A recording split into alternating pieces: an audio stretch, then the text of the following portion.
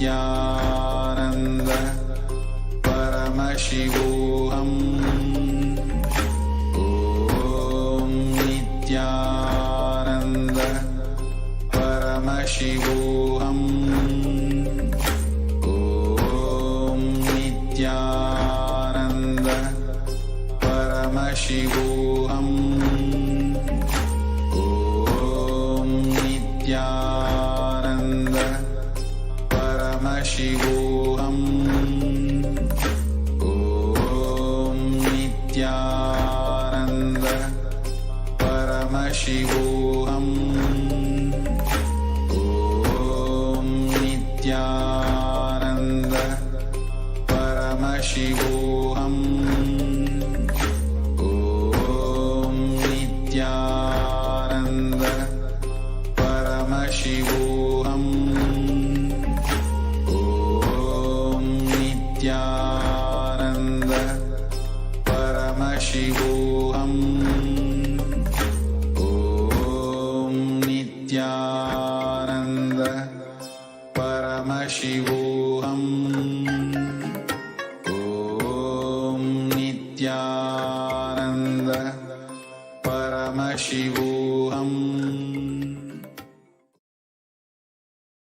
Nithyanandam Bhagasukadam Murtim Dvandvathidham Gagana Sadusham Tatvamasyadilaksham Ekam Nityam Vimalamachalam Sarvadi Sakshibhutam Bhavathidham Trigunarahitham Sadgurum Tam Namah.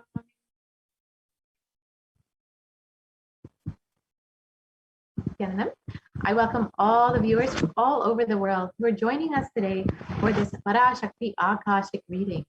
And we will be learning first, who is Parashakti? What are the Akashic readings? And who is the Supreme Concept of Hinduism who is manifesting Devi Parashakti?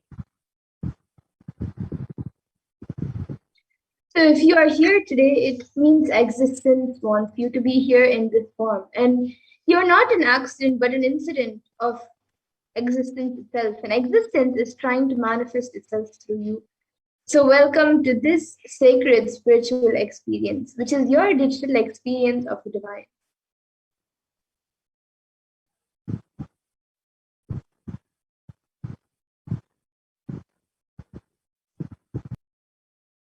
This may be what you think as your first time in the presence of a divine cosmic being, but this is not the first time this energy has graced the planet Earth. If you're watching this now, it is not a coincidence. This is the cosmic intervention in your life to make you manifest what you want. Now, some of you might be wondering, how is this possible and how has this worked before? So today you will be experiencing these answers through the powerful cognitions as reference from the ancient texts of Hinduism revived by the Supreme Pontiff of Hinduism. So let us understand who is Devi Parashakti, the divine cosmic mother. Devi is the ultimate pure feminine consciousness, the cosmic mother. She is the source Shakti. It is her cosmic womb, Brahmanda Yoni, from which billions and billions of universes come out and go in. The source where the Big Bang and black hole go on. Parashakti is the main deity of the sacred feminine and the divine consort of Bhagavan Paramashiva, who is the primordial divinity of Hinduism. And Swamiji beautifully says, he says, the first and foremost relationship is mother. The ability to learn and even the idea to relate starts with the mother. How to relate starts with the mother. So understand your idea to relate and your ability to relate starts with the mother. A mother is a too important way to connect with what you think as life. And in the Vedic tradition, our rishis were aware that your ability to connect with the mother should be directed to the cosmos. It should inspire and should awaken your higher consciousness. And connecting with life through the mother is the most sweetest, most beautiful, and most easiest way or form to ever connect through.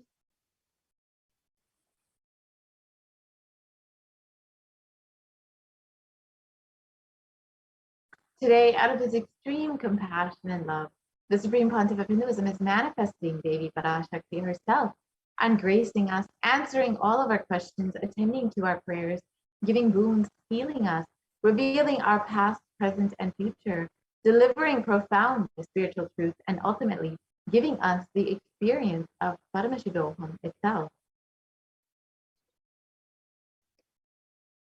And now let's understand what is the Bhava Samadhi Darshan, what is the science of Bhava Samadhi Darshan that all of us are going to be having today. So the word Samadhi has two words in itself. So the word Sama means oneness and Adi means source. So the word Samadhi means one with the source. And Bhava means attitude or aspect. That makes Bhava Samadhi, that the word Bhava Samadhi means being one with the source through this aspect.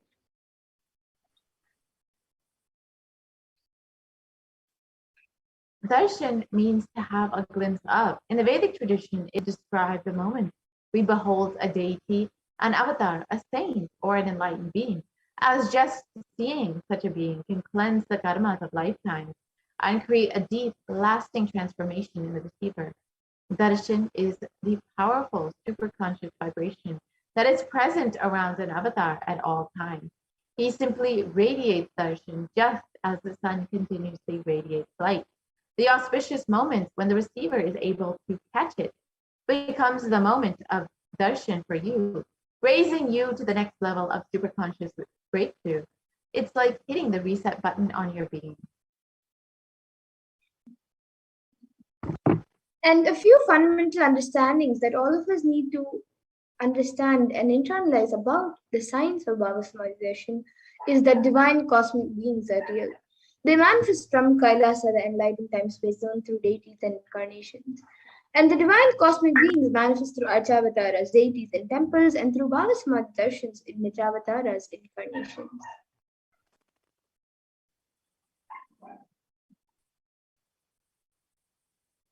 So Bhava Samadhi Darshan is the science of the Nijavatara manifesting Paramashiva, the consciousness.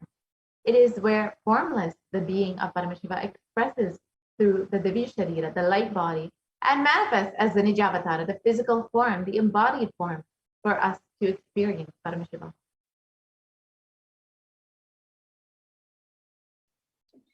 And Devi Parashakti expresses through the beings of Radharajeshwari and manifests as the Nijavatara, or the physical form, through Devi Meenakshi.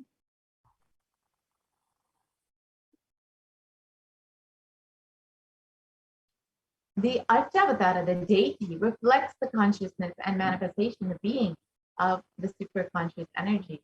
But human beings are not mature enough to receive the higher level experiences from the Archavatara directly. The avatar, the physical embodied form, comes down to bridge the gap and create the experience of the superconscious energy in all of us. And the Bhava Samadhi awakens your Kundalini Shakti, which is the latent potential energy in everything, as well as improves immunity to disease. And during the darshan, the whole brain comes alive, turning into a superconductor of conscious energies that heal, empower, and transform all of our lives.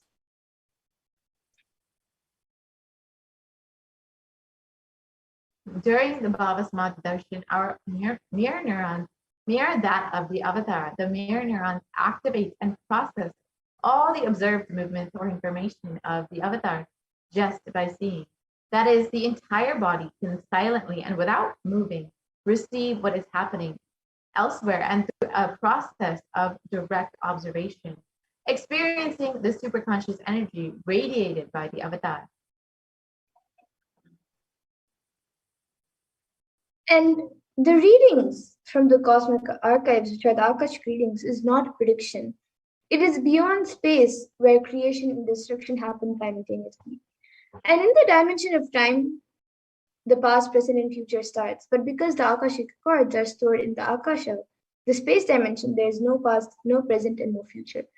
That is why what you call as happened, happening, and yet to happen is clearly already recorded.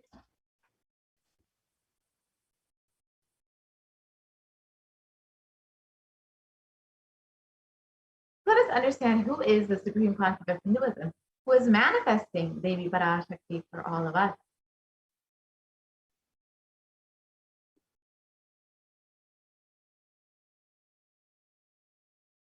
The Supreme Pontiff of Hinduism, Jagat Guru Mahasannidhanam, His Divine Holiness Bhagavan Nithyananda Paramashivam, is the reviver of Kailasa, a macrocosmic ancient enlightened Hindu civilizational nation. The Supreme Pontiff of Hinduism is the 1008th incarnation of Paramashiva as per Hinduism, and is recognized by his predecessors who are enlightened masters and adepts. The Supreme Pontiff of Hinduism has made the science of power manifestation, yoga, and temple-based universities as a lifestyle for humanity. And the Supreme Pontiff of Hinduism is ordained as the 233rd Guru Mahasannidhanam of Kanchi Kailasha Sarvagna which is Kande Mandala Adinam, the incumbent emperor of Suryavamsha Sarangi Samrajyam, the present 293rd Jagat Guru Mahasannidhanam of Kailasonada Shyamala Pita Sarvagna and the present Mahamandaleshwar of the Mahanirvani Akara, which is the largest apex monastic order.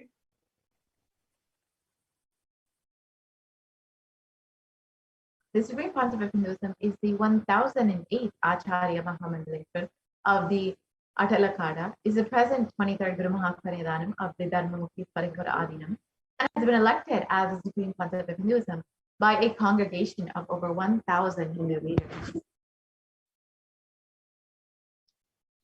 And he is also revered as a teacher of Hinduism, the most prolific, most viewed, read, and watched. He has authored 300 books and 10,000 articles in 3 different languages, which are English, Tamil, and Sanskrit. And these are translated into 50 languages with over 1,000 titles. And over 20 million copies of these books and articles have been sold, read, and downloaded. And the Supreme Pontiff of Hinduism has given over 10,000 hours of discourses for humanity and reaching and enriching over 1 billion lives digitally, and is respected as a commentator of all sacred scriptures such as Upanishads, Bhagavad Gita, Shiva Sutras, Brahma Sutras, Yoga Sutras, Ashtavakra Gitas, Jain Sutras, and many more. The Supreme Pontiff of Hinduism is honored as the leader of Hinduism, the most awarded, internationally recognized Hindu leader, is the reviver of 108 ancient Hindu sampradayas, including Rudrakanyas, Rudras, Rishis, Rishikas, Vairavis, and Sanyas, and is the University, Kailasa's Nithyananda University, with satellite campuses in over 150 countries, and is the establisher of 1,000 plus Kailasa enlightenment ecosystems, and founder and reviver of over 1,000 Sarvagna Pitas, 100 Sarvagna Pitas, and the Supreme Pontiff of Hinduism is the collector of the largest Hindu library with over 1 million books, 1 million palm leaf scriptures, and over 20 million digital books. And now with that, we will now be getting into the next segment of this program, where we will be seeing a live demonstration of the extraordinary Shaktis awakened in all of us through the science of Diksha, which is given as a gift to humanity by the Supreme Pontiff of Hinduism.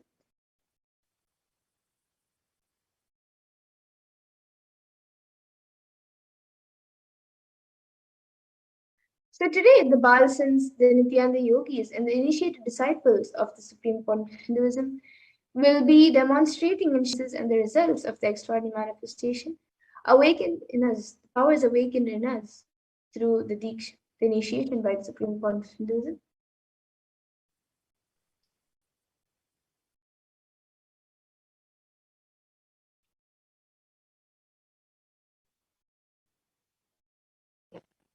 So today, in today's Bhava Samadhi Darshan, all of us will be receiving the initiation into the third eye awakening and various other powers with the blessings and grace of the Supreme Pontiff of Hinduism.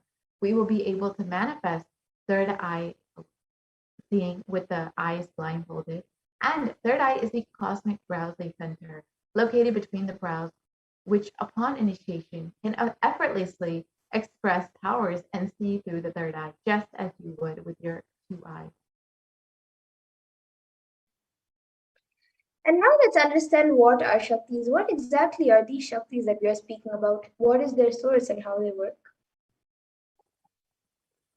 So in the Vedagamas, the source scriptures of Hinduism, Paramashiva in elaborate detail reveals that every human being is hardwired to be able to manifest 463 plus extraordinary Shaktis. And these Shaktis are described by Paramashiva as a system, method, and a science for human beings to explore the various possibilities and powers, as well as have access to various states of consciousness. And these Shaktis manifest from the fundamental cognition that you are the divine and you need to manifest the divine, not that you are a man and you need to reach the divine.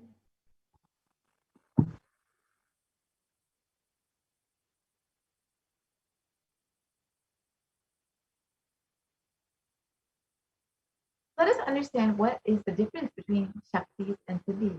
Shakti is expressed from the space of enlightenment as a side effect of the feeling connection with the divine and high integrity with the Guru. Shaktis are the source of enlightenment, and Siddhis, however, which many of you may have heard, are powers that manifest from tapas or penance for enlightenment, and Siddhis are on the path to enlightenment. And a few more differences between Shaktis and Siddhis are that Shaktis of Paramashiva manifest through ordinary human beings in an extraordinary way after the initiation from the avatar and are permanent, whereas Siddhis are not permanent and may divert you from enlightenment.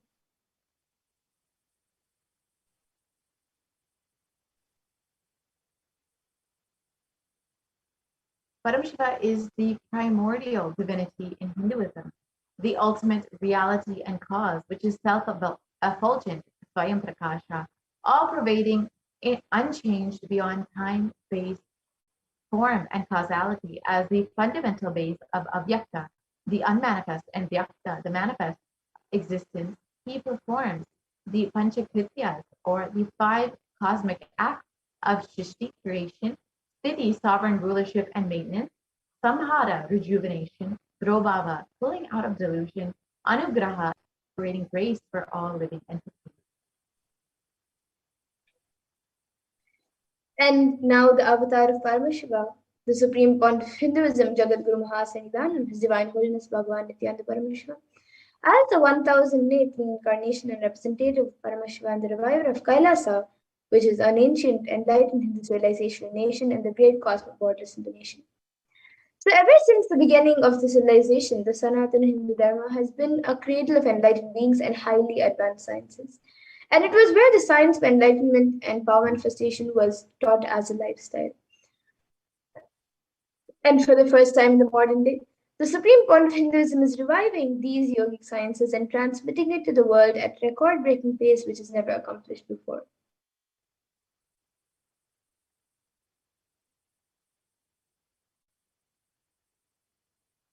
And the knowledge and science of manifesting these Shaktis has been passed down from one generation to the next through Diksha, initiation by the enlightened Gurus. And the Supreme Pontiff of Hinduism, being recognized as an incarnation at a very young age, was trained and taught these sciences to revive the initiation and knowledge repositories for billions to manifest the science of power manifestation from the disciplines of Vedanta, Tantra, Srividya, Yoga, yogic powers, Mantra Shastra, Siddha Vidya, the science of Aushadha, Advaita and Bhakti Yoga, Paramashiva Jnana and Paramashiva Vijnana. And now let's see how we can awaken these divine Shaktis in us. How can you manifest these Shaktis yourself? Manifesting the Shaktis is like where every ultimate truth, Jnana, is mapped into your consciousness, Prajna, and manifests as a possibility and power of every being, Prajnana.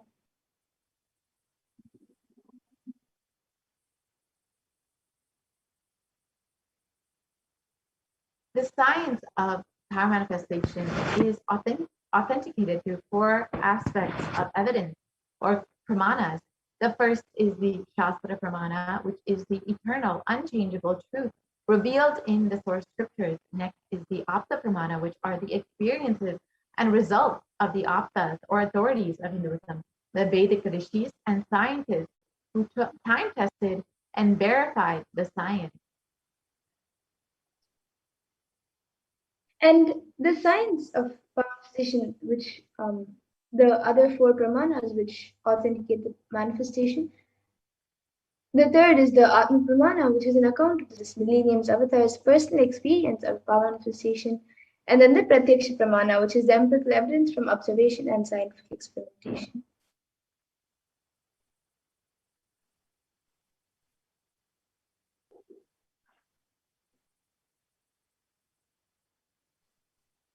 The Veda Agamas is a living applied science, and the Vedas are the ultimate superior authority for Hindus. Vedas are pure science, and where the ultimate truths are explained. The Agamas are the scriptures where the applied technology, the applied science is expanded. Vedas and Vedagamas are given the status of Shruti as they are directly revealed by Paramashiva. They are the ultimate, eternal, unchangeable truth. A reference cited from these Shastras or source scriptures is called the Shastra Pramana. And now, let us all get ready to witness a very unique and very exciting demonstration of the powers of third eye. So we'll be first looking at the power of third eye, which is seeing with the eyes blindfolded. After going through the pramanas for the power of third eye. So the Shastra Pramana for the power of third eye reading comes from the Vijnana Bhairava Tantra. Kapalantarmanonyasya tishtannilitalochanaha kramena manasodadyat lakshaye lakshyamuttamam.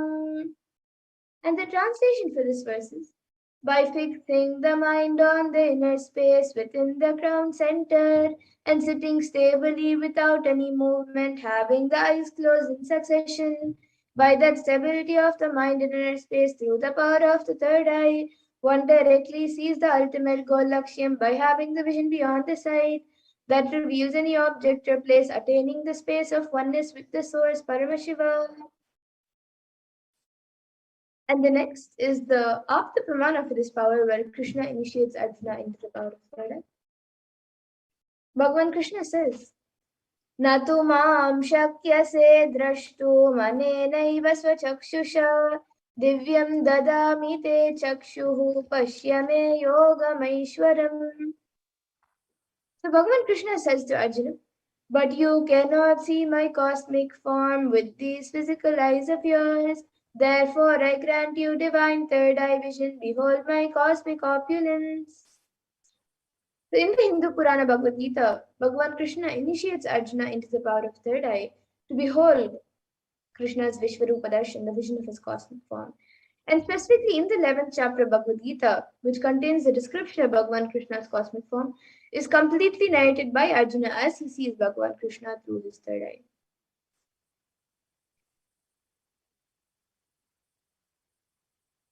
And the Atma Pramana for this power, in Swamiji's own words, the first experience that I was able to see everything around me, above me, the whole 360 degrees, the 10 directions below me, everything, I realized not only I was able to see, I was able to feel, experience all of that as me.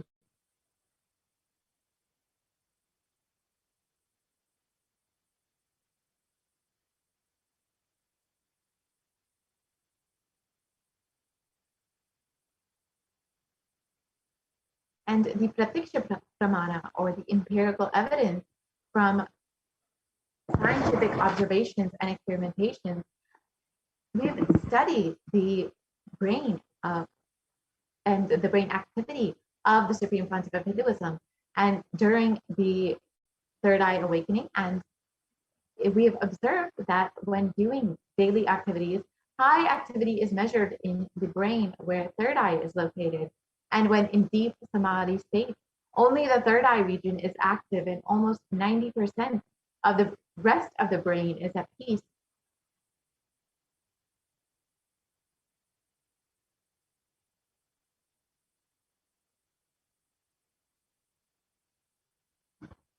And the Sakshi Pramana, which is the experience and result of the extraordinary manifestation happening through the initiated disciples of the Supreme Concept of Hinduism. This rare sacred science of third eye awakening is being made available to humanity for the ultimate enrichment by the Supreme Concept of Hinduism. And as a living incarnation of Paramashiva, the Supreme Pontiff of Hinduism embodies the most profound yogic states that surpass all bounds of time, space, and matter. The Supreme Pontiff of Hinduism is gifting this pure, great science of third eye awakening, along with many other spiritual sciences through initiation Diksha to millions of people that have been initiated by the Supreme Pontiff of Hinduism and are experiencing the profound results as extraordinary powers in their everyday lives.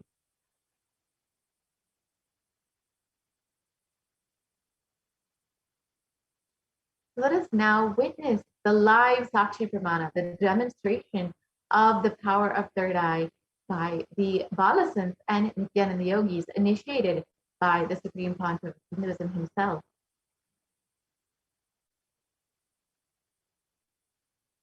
And we have Manitya Madhurananda here to demonstrate the amazing power of third eye reading. Yes. So now with me, I have this eye band, which will be put on my eyes. And in front, it is a thick opaque sheet, and in the back, it is thick black sponge, which will not let any type of light to enter around my eyes. And this eye band will be put on my eyes by a volunteer. And once it is done, any of you watching us on YouTube, live on YouTube, you can put your comments in the live YouTube comment section of whatever you would like me to read, and I will be reading that comment. You can put anything you would like me to read. So now volunteer will be putting on the eye band for me.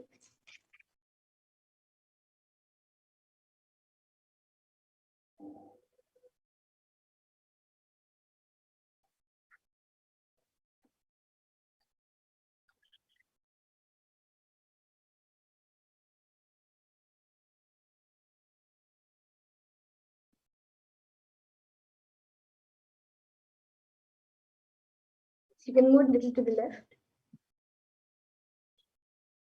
Yes, so now the eye band has been put on me. I will be turning to my right, left, up, and down. So all of you can see that the eye band has been put on my eyes, and there is no way that light can enter anywhere around. So now the YouTube comments will be projected in front of me, and any of you watching us live on YouTube can put your comments and I will be reading it. You can put anything you would like me to read. It can be a sequence of emojis, numbers, letters, words, sentences. It can even be something that does not even make sense. Okay, so we have a comment from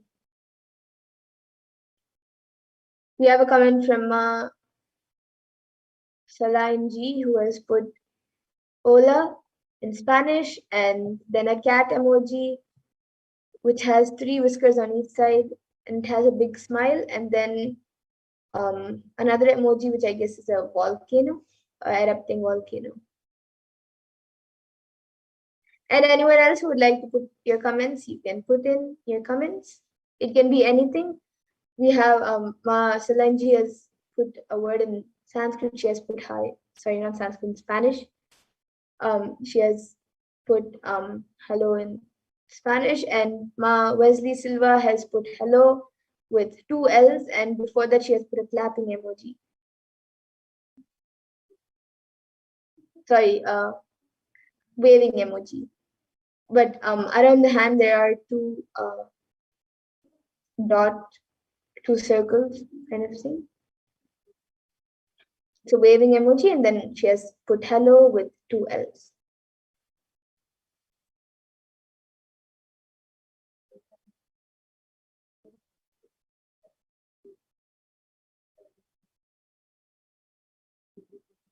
And anyone else also, you can put also just how Ma Solanji has put, you can put another language also.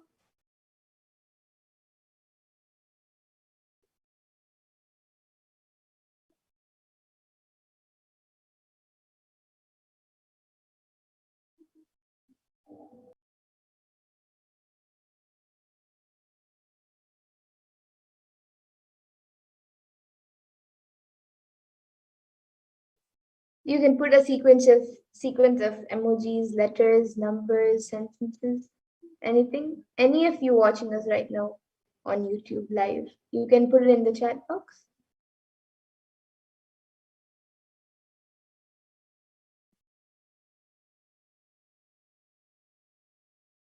Yes, now we have Ma Wesley Silva, who has put 99 cents. Yes, thank you, Ma, for your contribution to Kailasa, and she has put mustache. And then Masalanji has put comment kava with a question mark, and it's a different language, maybe Spanish. It's a European language.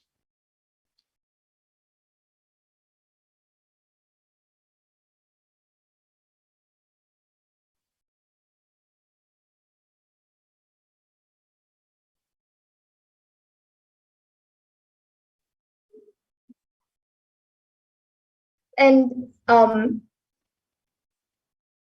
Ma Wesley Silva, next to her contribution, like in that comment, she has actually put an emoji of a mustache, and then the next comment she has typed the word mustache and put.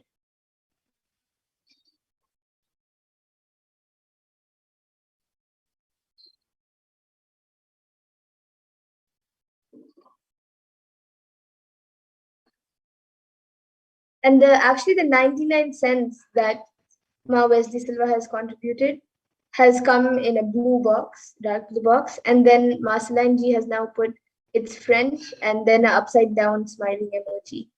Yes, Ma. And then Ma Wesley Silva has put haha.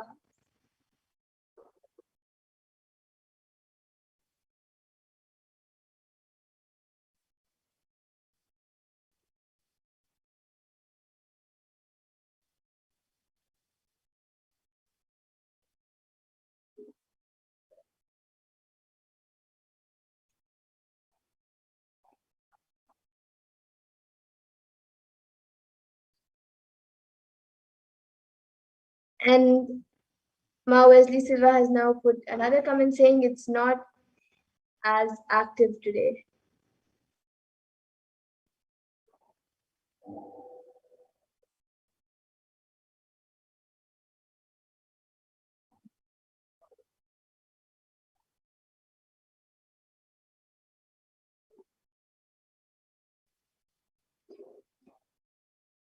Yes, so actually any of you watching this on YouTube live, you can put any comments.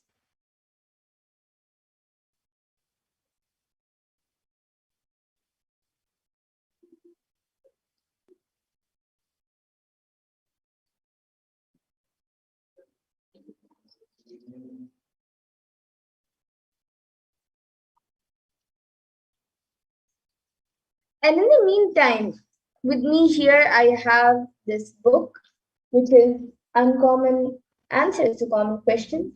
So in front of you, I'll be opening a random page and I'll be reading the page. So I've opened the random page.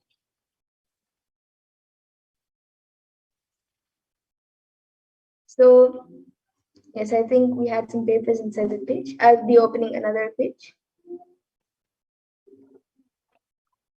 Okay, so I've opened a random page and now I'll be reading the contents of that page. So this is page 100 and 101.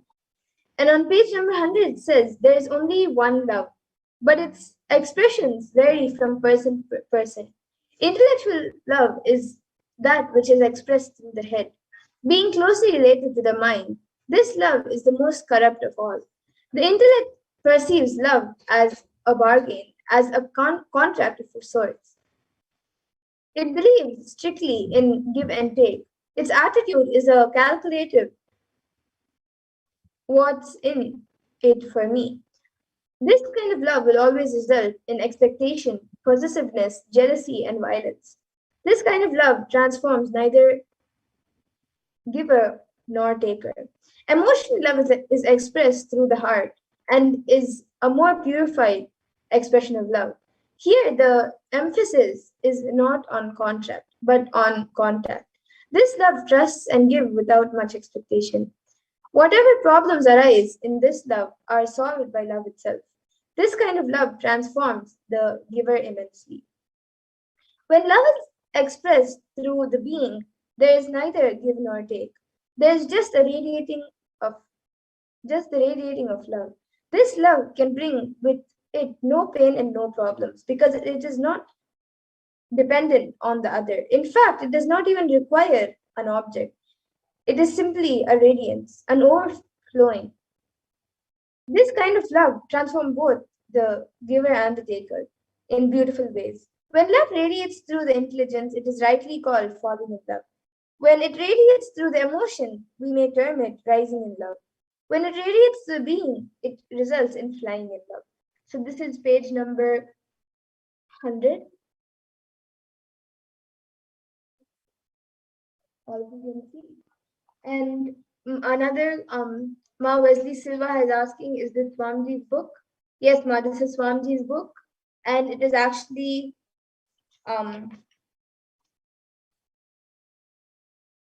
this is the edition published in 2004. And it is on the, it is online, so you can download it. And you've also put another comment saying it sounds like Swamiji's writing. Yes, Ma, this is Swamiji's book.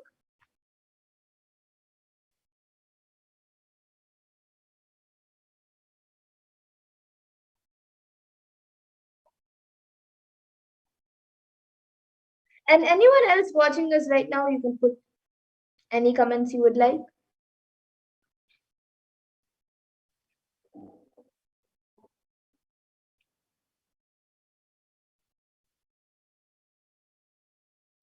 And with that, now we'll be getting, we'll now be moving on to the next power, the scanning. So this I-band will now be removed by the volunteer. The I-band.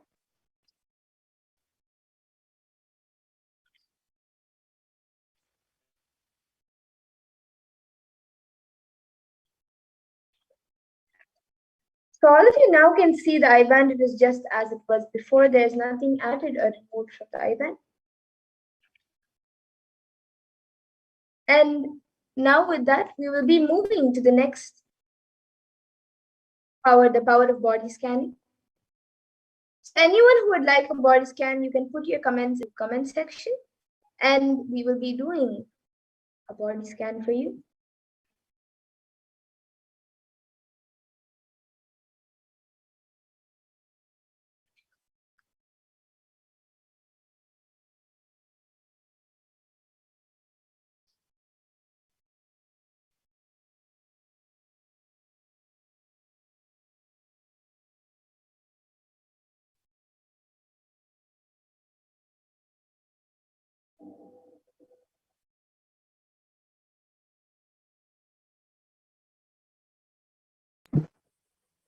So let us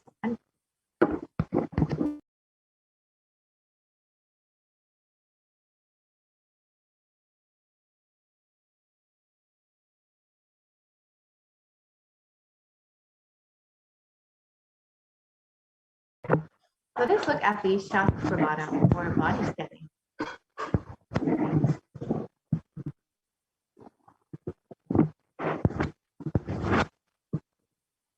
In this power of body scanning, one awakens to the ability to scan illnesses, diseases, medically diagnosed issues, and provides solutions through the awakened third eye. And the Shastra Pramana for the power of body scanning comes from the Vijnana Bhairava Tantra. Swadehe jagato vapi sukshma sukshmatarani cha tatvani yani nilayam dhyatvante vyajyate para. And in this verse, Bhagavan Paramashiva says, cognize deeply that from the subtle to the subtlest consecutive principles of your whole body is Swadeha, or the whole universe simultaneously consists of the essential reality. They are being absorbed in their source cause Paramashiva. By the experience of such restful awareness, one becomes complete from all thoughts, and the ultimate universal divine power, Paradevi Adi Shakti is revealed. and supreme power manifestation happens.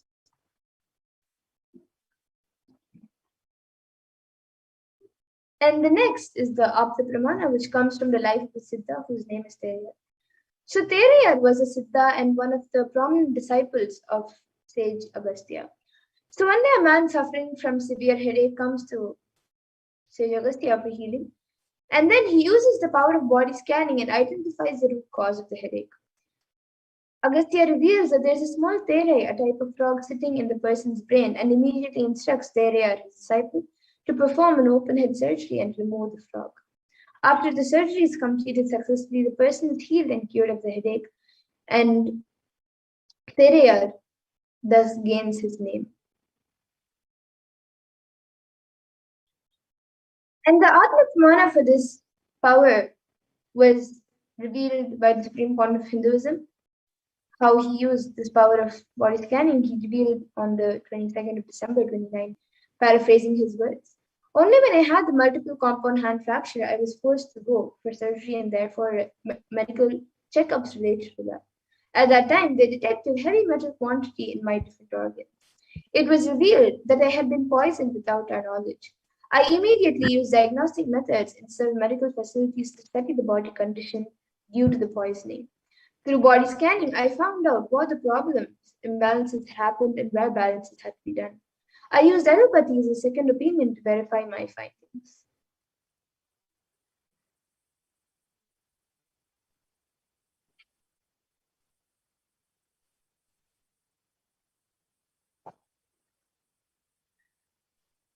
And here all of you can see now a few of the Sakshi Pramanas, the sharings of the disciples, who have successfully manifested this power of body scanning after the initiation by the avatar.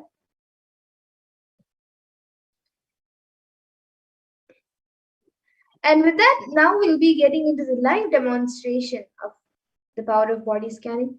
So anyone who would like a body scan can put your comments in the YouTube comment section, and we will be doing a body scan for you.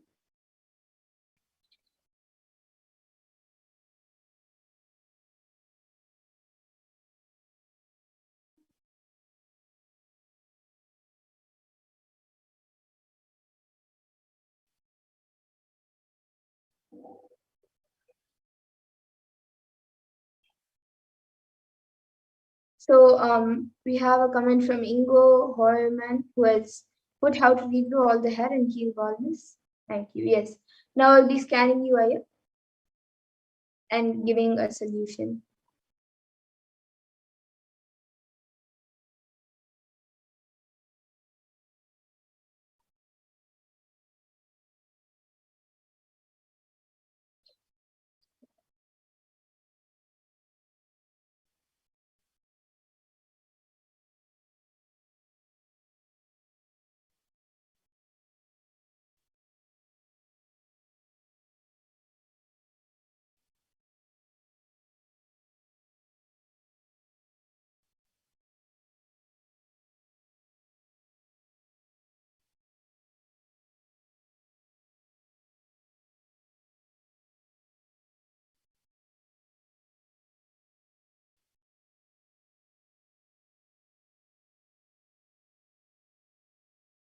Yes, Aya. So Ingo Horman, Aya, I was able to see that for you, every day or every alternative day, you should start doing Shirasasana to increase the blood flow in your head.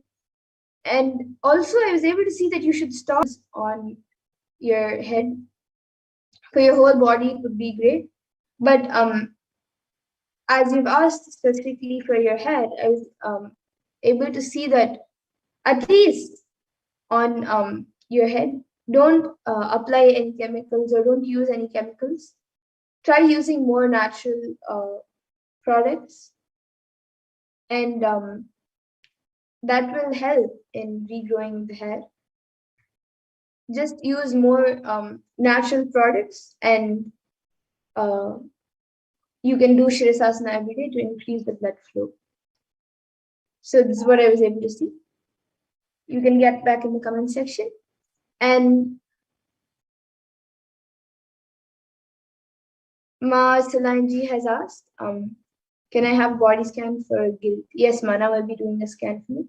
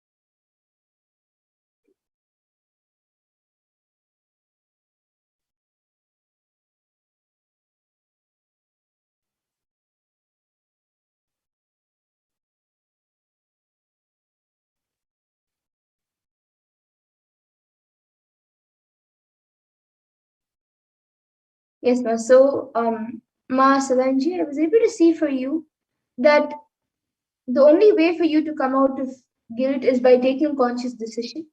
You have to consciously declare and decide to come out of the guilt and not encourage the guilt whenever you have any guilt or anything. I was able to see that you have to take a conscious decision and declaration to come out of it. If you try it a few times consciously and doesn't work the first few times, just continuously try and you will see within a few times of continuously trying, consistently trying to come out of the guilt consciously, you will see that automatically Swamiji will help you to come out of the guilt by you taking a conscious decision to come out of it. So this is what I was able to see for you. And Ma Mahatma Charitra has asked for a scan, for a root pattern scan for the younger son, Jing Hao. Yes, Ma, now I'll be doing a scan for your younger son.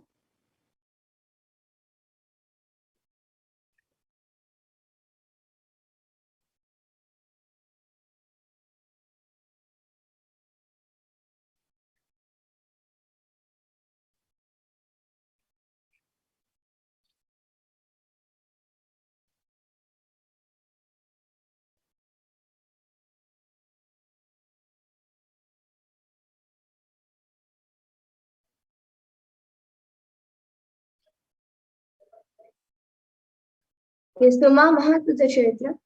For your younger son, Ma, I was able to see that right now there is no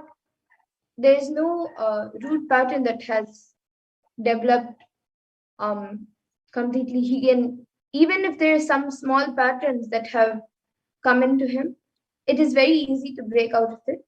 And even those few small patterns that have been created or starting to get created every day, to even get out of the small patterns that are being created and to prevent any uh, root patterns even in the future. I was able to see every day you should make him listen to satsangs and keep him in a good spiritual ambience. You can keep a Swamiji picture in his room, or like as he grows up, bring him up in a positive ambience, in a spiritual ambience with more deities and with more of Swamiji satsangs and teachings. That will help him to not create more patterns. And right now there is no root pattern that is affecting him or in any way, or there is nothing that has been created yet. So this is what I was able to see for your Tanma. And you have also asked, can you help me scan my obstacles for Nirahara? I've not been successful for the past 2 days. Yes, man, I will be scanning.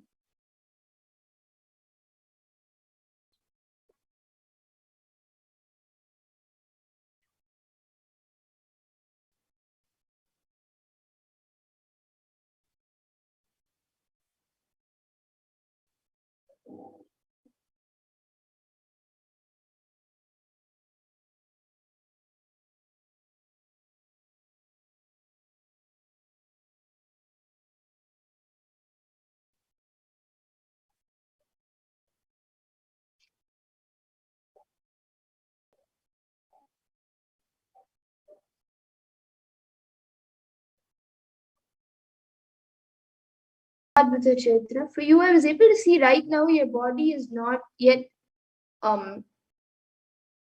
fully ready enough to do the Nirahara Samyama. You should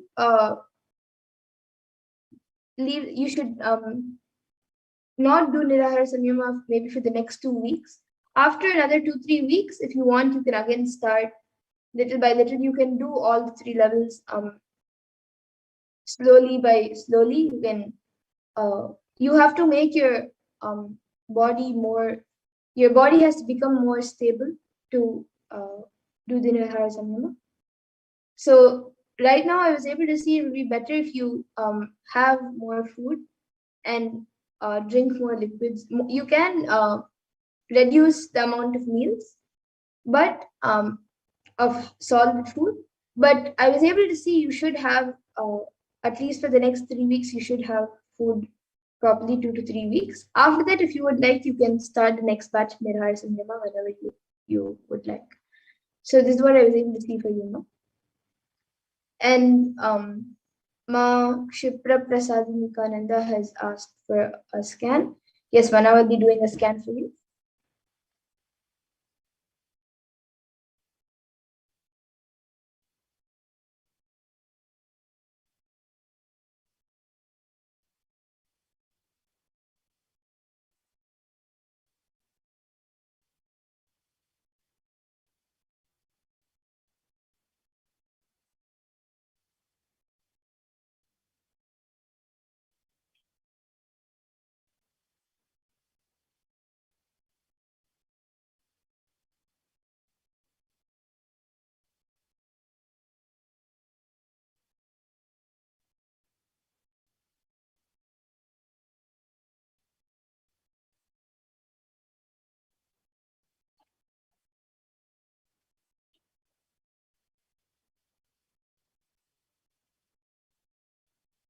Yes, Ma. So for you, I was able to see that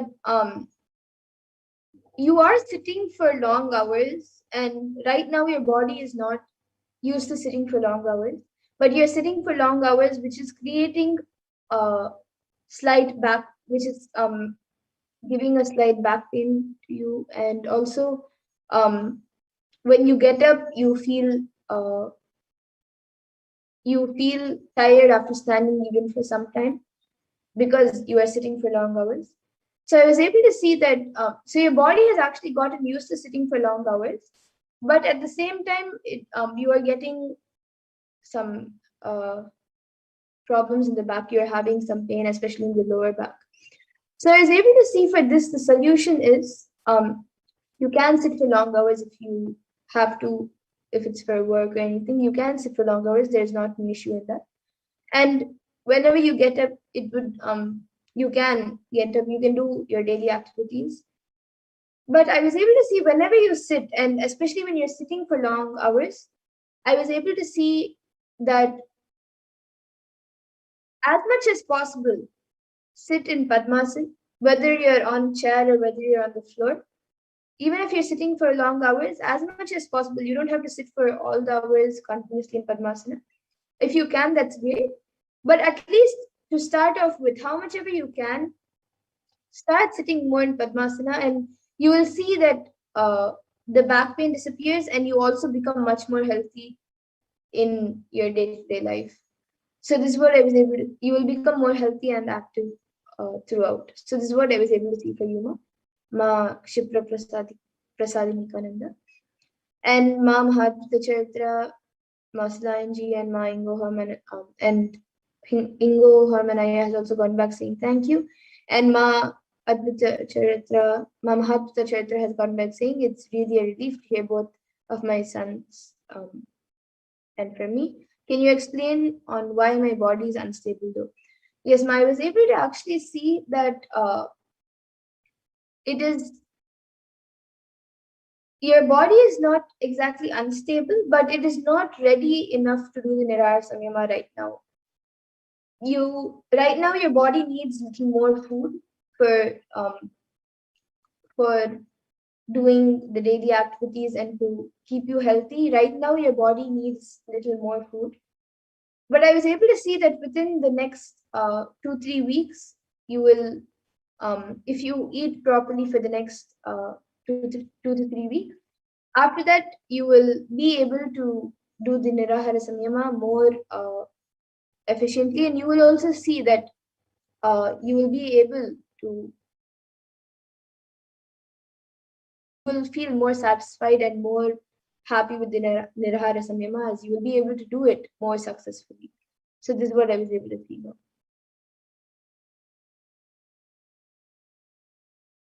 Yes. And now with that, I thank all of you who have joined us today for this power manifestation segment. Yes, Mark Nithyananda has gotten back saying thank you so much, Ma. Yes, that's right. Yes, thank you, Ma.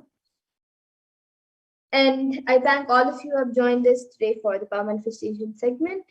And with that, we will now be moving on to the further segments of this program, where we will be learning more about who is Devi Parashakti, how we can receive Devi Parashakti, and much more. So we'll now be moving to the next segment of this program. I request the interview volunteer to project the next set of slides.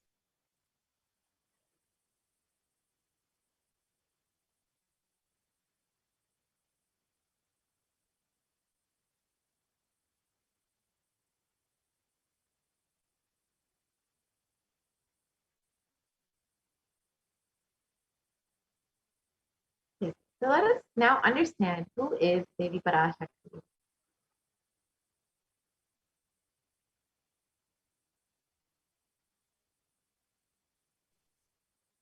Yes, we can project the divine feminine consciousness slides.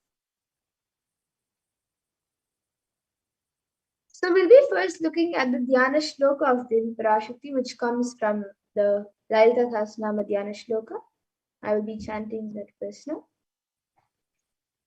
Sindhuraruna vigraham trinayana manikya mauli spurat taranayaka shekharam smitamukhim mapina vakshoruham पानिभ्यामदिपूर्ण रत्नचषकं रक्तोत्पलं बिभ्रतीं सौम्यं रत्नघटस्थ रक्तचरणां ध्यायेत् परामम्बिकाम्.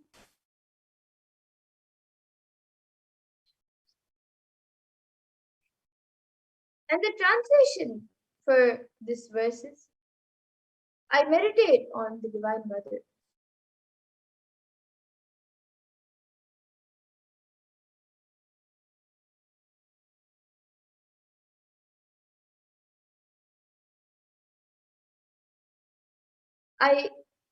The Divine Mother is to be meditated upon as shining and vermilionate body, with triple eyes sporting a crown of rubies studded with the crescent moon, a face all smiles, a splendid bust, one hand holding a jewel cup in her need, and the other twirling a red lotus. And another verse that also comes from the Lalita Sahasranama Dhyana Shloka, which describes the beauty of Devi Parashakti, says, Arunam karunatarangatakshin dhritapaşankuşapuşpabanachapam animadiviravritamayukaihi rahamityeva vibhavaye bhavani. And the translation for this verse is, I meditate on the great Empress. She is red in color and her eyes are full of compassion. She holds the noose, the gourd, the bow, and the flowery arrow in her hands. She is surrounded on all sides by powers such as Anima of the rays, and she is the self within me. And Devi Parashakti is the ultimate pure feminine consciousness. Parashakti is the cosmic mother, from which billions and billions of universes manifest in the source where the Big Bang and black holes go on and on. And Parashakti is the source Shakti, the source energy, the source power, from which all of us came, in which all of us are in even now, and in which all of us are going to merge. And out of her extreme love and compassion, Devi Parashakti herself is manifesting through the embodied form as the Nijavatara of the supreme form of Hinduism, Jagat Guru Mahasannidhanam, His Divine Holiness Bhagavan Nithyananda Paramashivam, gracing us, answering all of our questions, attending to our prayers, giving boons, healing us, revealing our past, present, and future, delivering profound spiritual truths, and ultimately giving us the experience of Paramashivoham itself. And in the words of Devi Parashakti herself, Devi Parashakti beautifully says how she manifests as the Nijavatar of the Supreme Lord of Hinduism. She says, raising as Omkara, expressing as Vedas and Agamas, blossomed as Shrinkara, filled as Parashodasi, living in 40 triangles, the Kailasha Swamini who is in Kailasha, Sri Purachintamani, Parashodasi, sitting as part of Paramashiva, Parameshwari who rules the world, Paramashakti, Manonmani, Meenakshi, as Nithyananda I took Nijavatara here, to give good boons to everyone, to bestow all goodness. Hiranyagarbha Swarupini, Brahmanda Yoni, Shami, Chandramauli, Rapala, Aparna, Uma, Parvati, Savitri, Navayavana, Samrajya Lakshmi, Parameshwari, Parashodasi, Meenakshi. In the form of Nithyananda, I came down as Nijavatara. With great compassion and blessing, listen, people, to do good to all of you, I took the form of Nithyananda and came down as Nijavatara.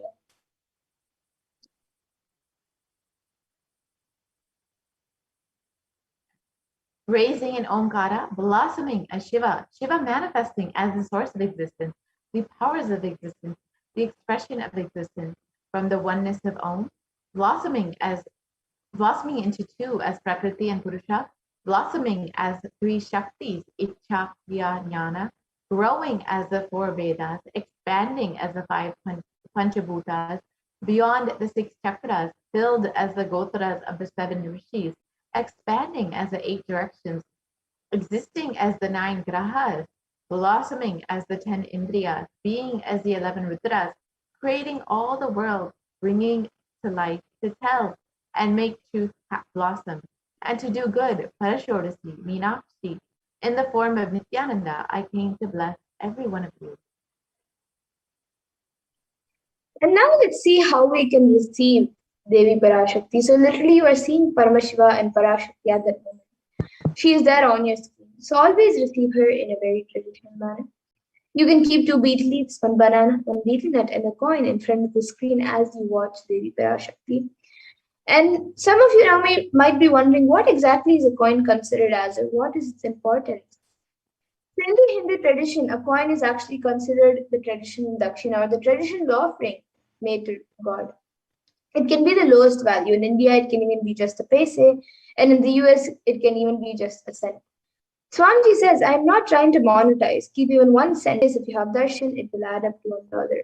In India, even 1 paise is okay. Offer that to Devi after darshan is over. Do namaskar and eat the banana, betel leaf, and betel nut. Take it as prasadam immediately. Collect those coins and send it to the LA temple.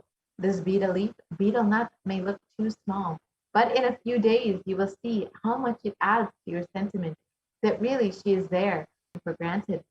Rituals will break your monotonous, unconscious mentality and lifestyle and remind you and raise you to the powerful cognition. It will break your unconscious behavior. And now all of you can see how you can set up your tambulam.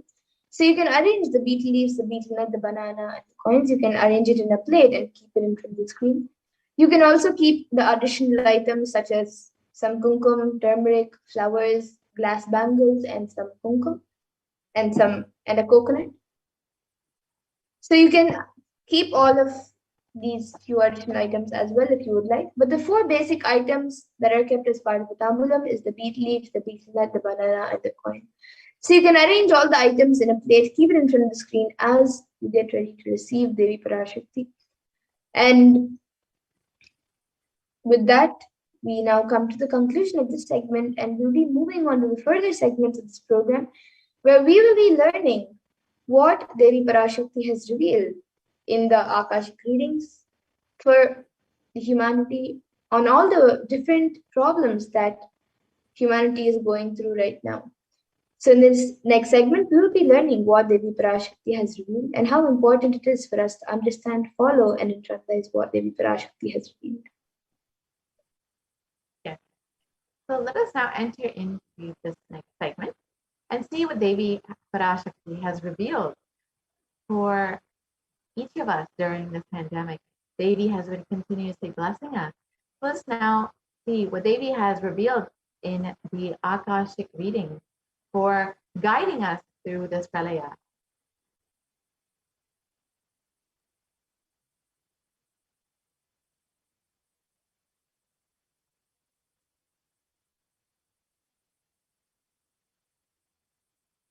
So let us understand first the compassion of the avatar. In the Guru Padaka Stotram, composed by Adi Shankaracharya, the very first verse describes how the Guru Padaka is the sacred feet. The sacred feet of the Guru is the boat that helps us cross the Ananta Samsara Samudra, the seemingly endless ocean of samsara or suffering.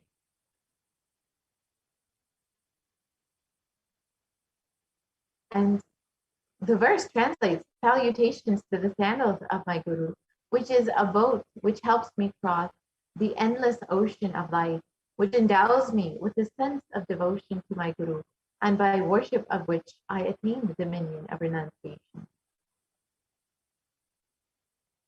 And many of us feel stuck in the same storming and raging ocean, being unable to navigate ourselves and lost in the overwhelming vastness of the suffering that surrounds us during this pralaya, the great deluge. Our loved ones are dying due to the pandemic. Our homes are being destroyed due to the natural disasters. Social institutions are crumbling, and the whole of humanity is in desperate, dire need of hope.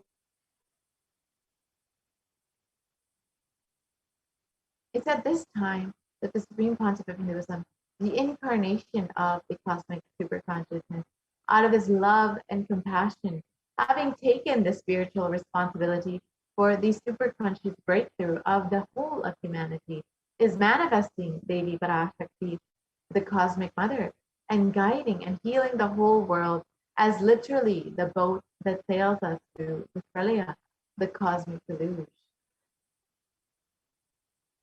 Shakti is herself manifesting through the Nijavatara and answering each and every one of our prayers, granting boons, healing us, manifesting miracles, removing all of our pain and suffering. And Devi has not just attended to us individually, but as a humanity at large.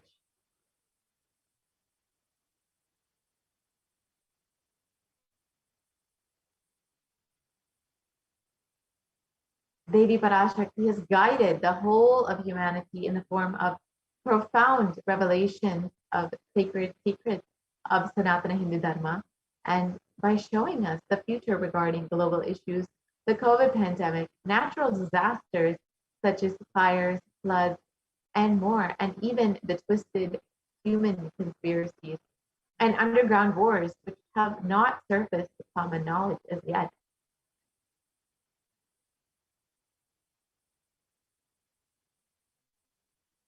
In this segment, we will be elaborating on the statistical and scientific and scriptural references of Revelation, which is manifested precisely as the same guidance emerged from Devi Parashakti for us to imbibe deeply and start following as Devi Parashakti continues to protect us until the storm ends and we are safely harbored at the shores of our consciousness.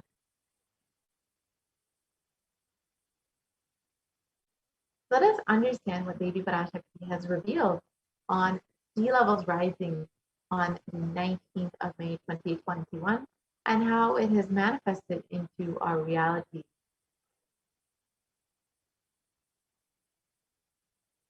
Let's first watch the video of Devi Parashakti's revelation. Om, Om. Andreas Skull.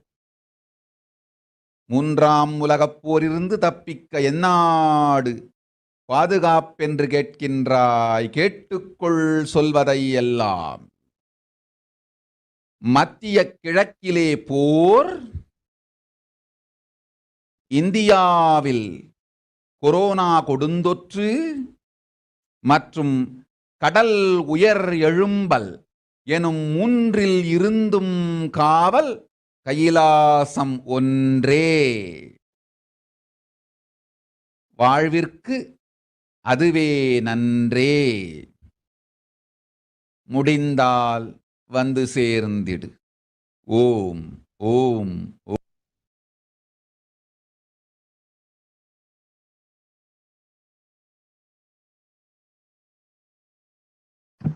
understand Devi Parashakti's revelations mapped into the English language.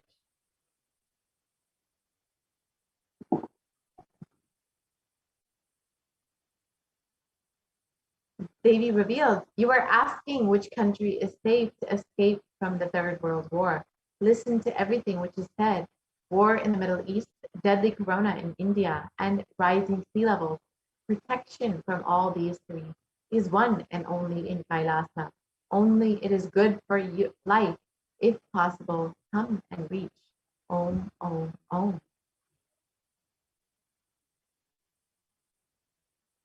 On the 19th of May, 2021, while answering the prayer of one of the devotees, Devi Parashakti, manifesting through the Supreme Concept of Hinduism, warned about the sea levels rising and the cascading effects of climate change crisis on humanity.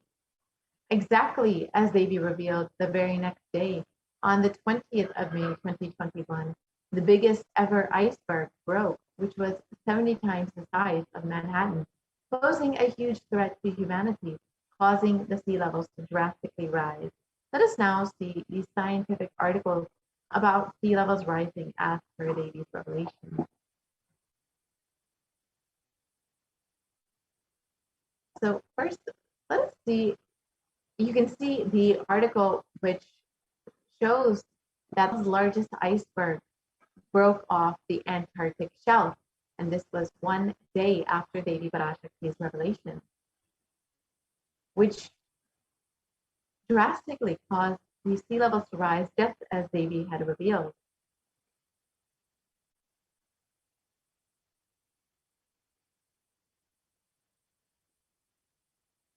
Many of us have heard that the sea levels will be rising and the effects of global warming we will be seeing soon on our everyday life. And Devi reveals this on the 19th of May about sea levels rising. And the day after, immediately after, we saw that the sea levels immediately rose, despite us knowing for many, many years that this would be happening immediately after Devi's revelations. We saw it manifesting into reality. And it's been known for a long time that sea levels will be rising. And even under the most modest scenarios, scientists expect the sea levels to rise to affect Earth's coastline significantly in the coming century. And even if emissions, CO2 emissions, are curbed and reach completely zero, we will still be seeing sea levels rise up to 1 meter. And if the levels of CO2 emissions continue at the rate that they are going, and we will see that sea levels will rise up to 5 meters or more in the coming years, in the next couple hundred years.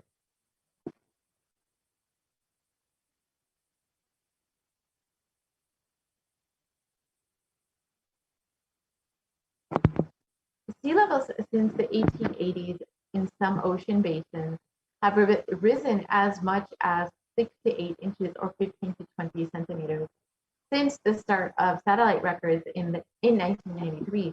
And it was reported in NASA that sea levels will rise between 1 to 8 feet by 2100.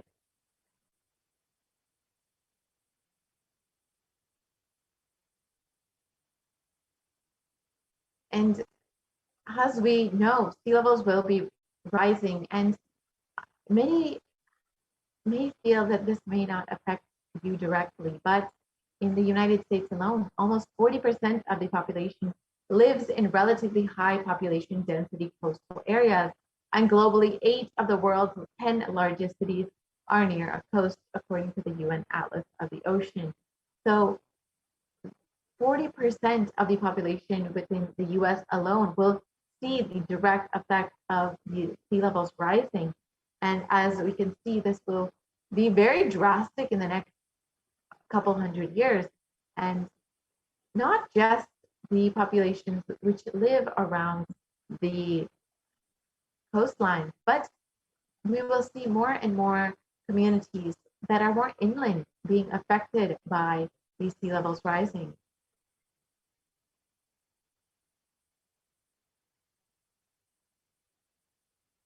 And because the higher background water levels means that deadly and destructive storm surges, such as those associated with Hurricane Katrina, Superstorm Sandy, and Hurricane Michael, push farther inland than they once did. And higher sea levels also mean more frequent high tide flooding, sometimes called nuisance flooding. And we've already seen in the last 50 years that nuisance flooding has increased between 300 to 900%. And we will continue to see this increase as sea levels rise and as more of these superstorms that cause great destruction and affect more and more communities that are even living inland.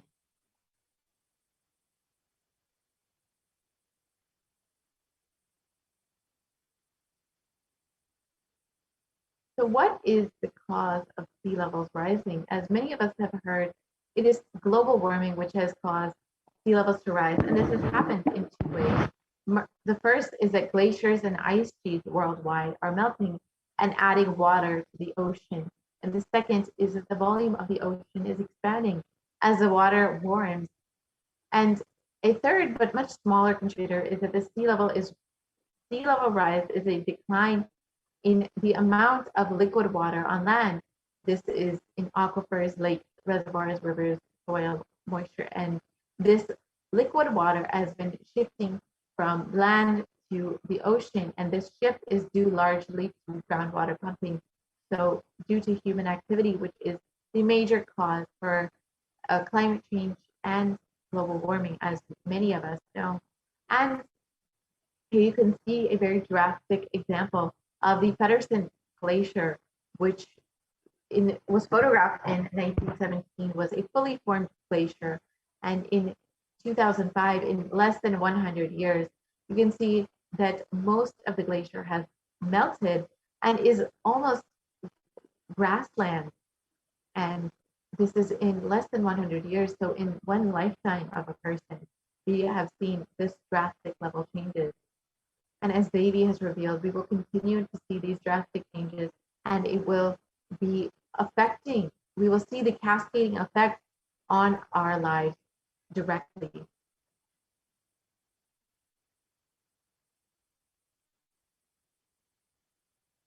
And the pace of global sea level rise has more than doubled from 1.44 millimeters per year throughout most of the 20th century to 3.6 millimeters per year from 2006 to 2015. And the Greenland ice loss has increased from 34 billion tons per year between 1992 and 2001 to 247 billion tons per year between 2012 and 2016. That's 8 times as much. It has increased by 8 times. And so this is within 1 decade, just a little over a decade, we've seen how drastically the ice has been melting. And unfortunately, the direct effect will be that sea levels will be rising.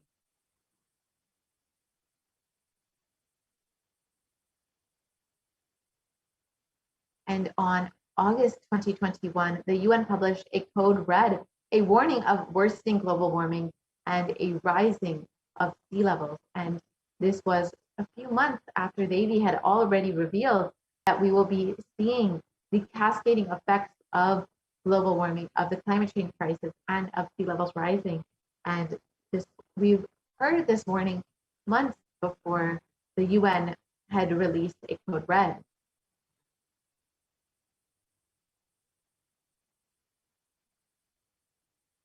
And in the Associated Press, it was reported that the UN had indicated that some harm from climate change includes dwindling ice sheets, rising sea levels, and changes in the ocean as they lose oxygen and become more acidic. And this damage is irreversible for centuries to millennia. And the world is locked into 15 to 30 centimeters, that's 6 to 12 inches of sea level rise by the mid-century. And as Devi had revealed, We will continue to see these sea levels rising, and we will continue to see the cascading effects of the climate change crisis.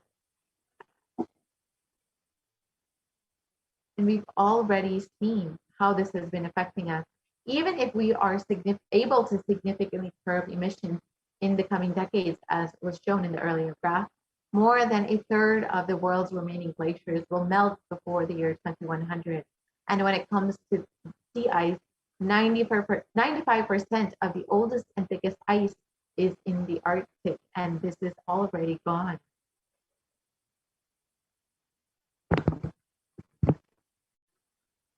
And Devi revealed that we will be seeing the cascading effects of climate change on our everyday reality, on our lives. And as the UN had warned, the code red of worsening global warming, we've seen how this has affected our realities.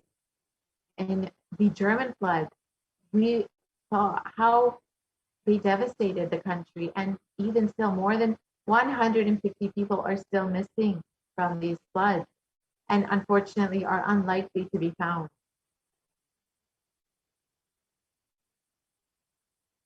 And these deadly floods have left scientists stunned, and unfortunately, climate change has made these deadly German floods up to 9 times more likely.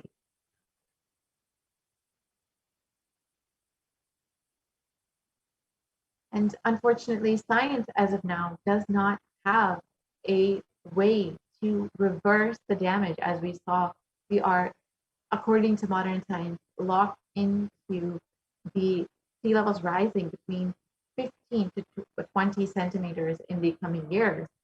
And science has no explanation or theory of how to reverse this damage that we've already done. However, Hinduism and the Supreme Concept of Hinduism have the science for healing Mother Earth. It is through non-violence and through the connection with oneness, with Mother Nature, that can heal Mother Earth, that will actually see the damage that humans have done being reversed through this non-violence and through this oneness. And the Supreme Concept of Hinduism has revealed that Bhumata will literally respond to you, will literally respond to your connection with her. Let us understand how Mother Earth can literally respond to you.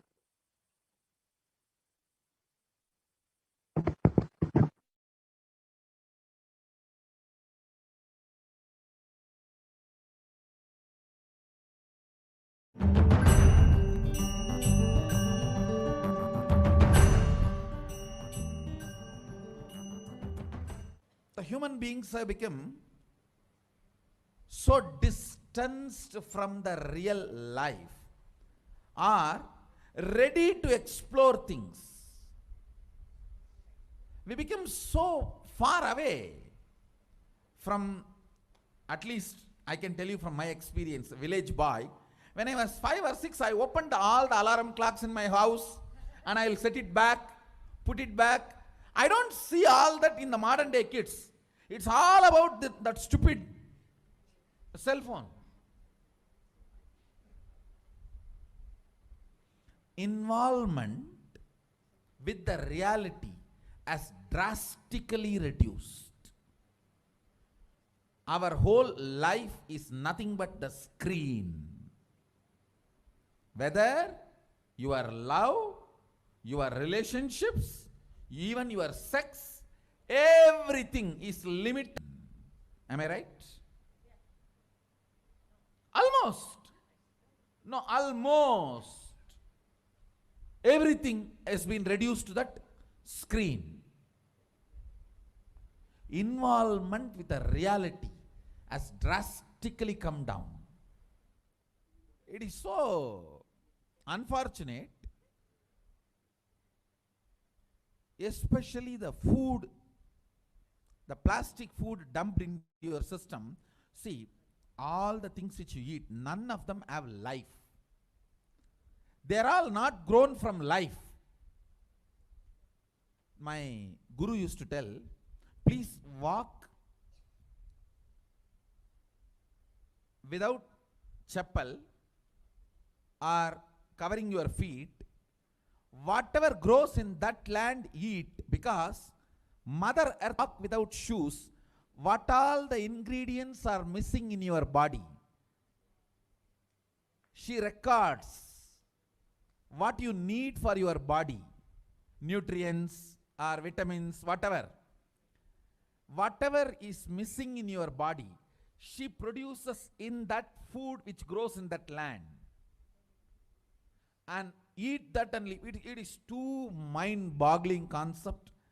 I tell you, only after I started doing it, I realized you don't need any external medicine if you know to live with the nature.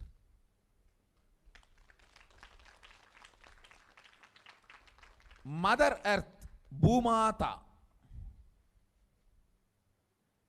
walk on the earth without shoes. In that land, what grows will supply exactly what you need for your body.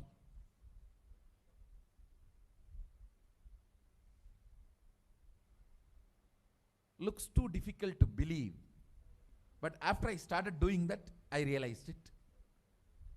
Your body does not need any other medicine, anything else. Actually, maybe 2 years before, due to this continuous classes, day and night, and in the night time, the web-based programs for the outside India, all these, my whole eating habits have gone chaos, and no question of rest. It became like a too much on the system. So I had some stomach issues.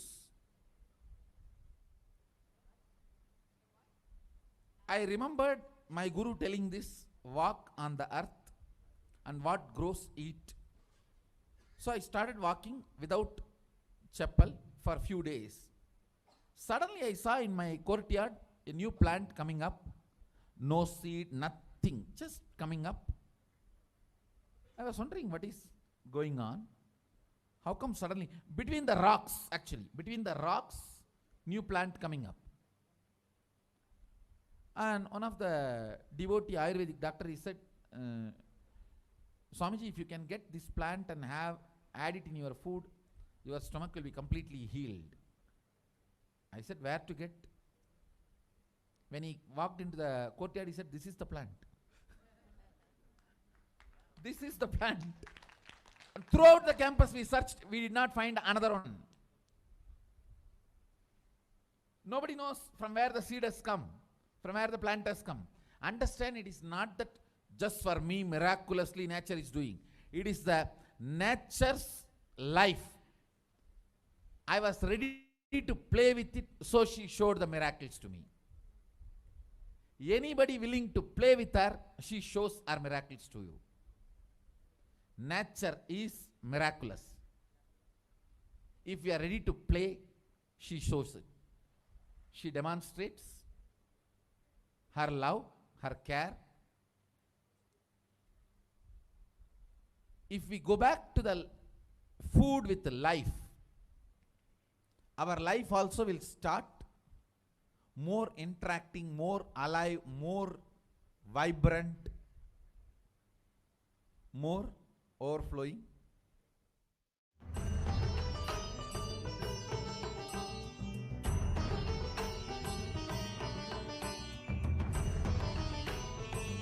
Has revealed when you relate with Mother Nature with non-violence and with that oneness, she literally will respond to you.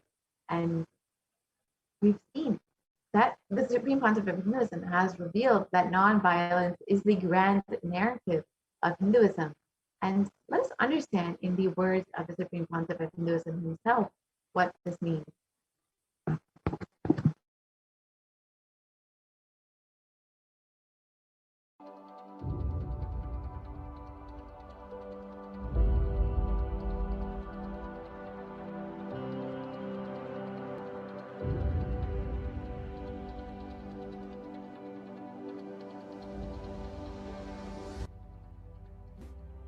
exacting revenge is a form of emotional release, and that getting retribution will help us feel better. Especially this modern day cinema, entertainment industry, cult brainwashes you. The act of revenge as a way of gaining closure after a wrong is done. No! I tell you the truth. Revenge has the opposite effect. Revenge is like a korangu sorinjikra mari. Ari padangadu. Tamil, they say that monkey feeling itching and scratching itself is never going to settle down. Till that monkey dies, it will not settle down because it will create a wound. And it will not keep quiet with that wound. That same wound, it will scratch more and more. And it will be more infection. Finally, the monkey will die. Orangu sorinjikittadum, nama violence la vidaradum onnu. Understand?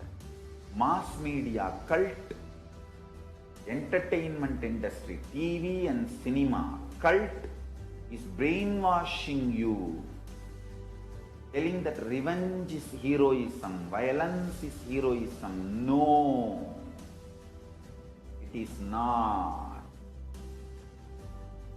Non-violence is heroism. I tell you, in every level, non-violence as a strategy. Because you see, non-violence makes you realize more and more oneness. It strengthens the oneness. Oneness strengthens the non-violence, and non-violence strengthens the oneness. You need to understand the context. Only then you will understand how this non-violence can be a successful strategy. If you miss one or two components and do it out of wrong context, it will become a mess. It will become a laziness and non-involvement. Laziness and non-involvement is not non-violence. Don't use non-violence brand and tag to justify your non-involvement and laziness. No. That's what Arjuna was trying to do in the Arjuna Vishada Yoga. He was telling Krishna, oh, why should I kill people? Why should I kill people? Let me go away and become a sannyasi. Oh, Dubukke, this fellow, when he went to do tapas in the forest also, he got married to a girl. Every time this fellow goes for tapas, whether he brings boons or not, he brings girls. Alright, no disrespect to Arjuna, is incarnation of Nara Narayana.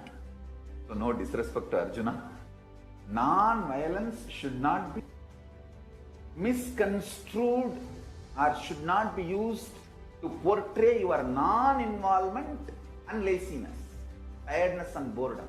Hinduism is actively enriched. World will become great place. Not only we are a non-violent tradition, we believe in consciousness. We have the science of consciousness, raising the quality of the humanity. We believe in it, we spread it, we live it. We be, live, believe. Let us all understand non-violence need to be actively lived, be lived, believed, and actively enriched. Actively enriched. All I wanted all of you to know what Hindus miss, Sri Kailasa should do. Do Tyaga, to tell the world actively, enrich the world actively about Hinduism. Ahimsa paramo dharmaha. Ahimsa is the highest value as per Hinduism. Ahimsa paramo dharmaha. That is the grand narrative of Hinduism. Non-violence is the grand narrative of Hinduism. We need to tell that grand narrative to the whole world. Actively. Actively we need to tell that grand narrative to the whole world. Ahimsa paramo dharmaha.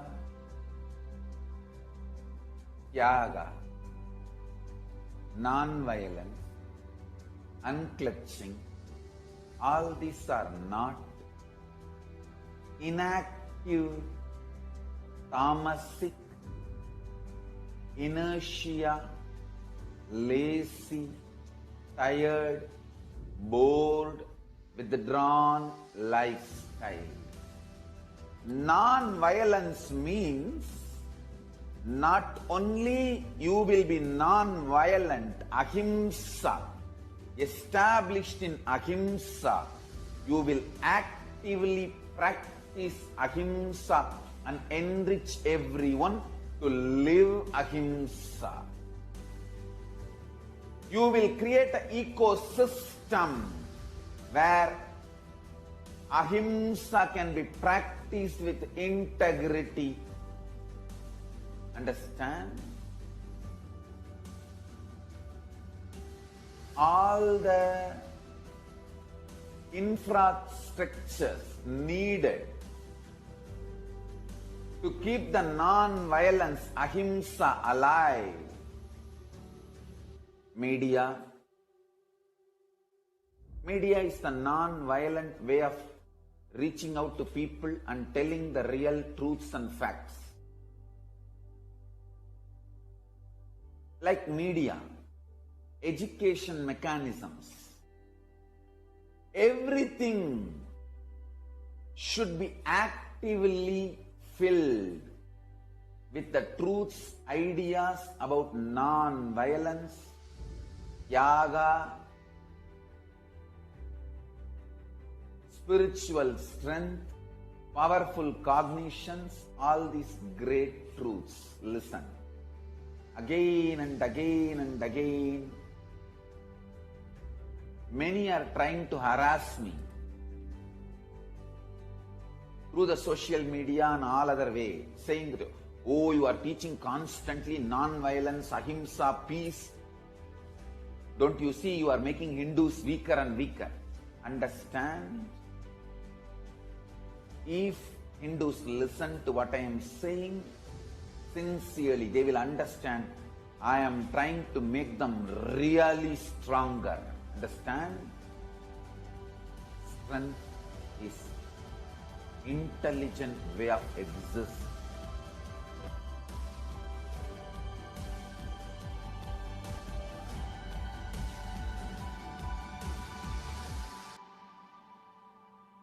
Has revealed how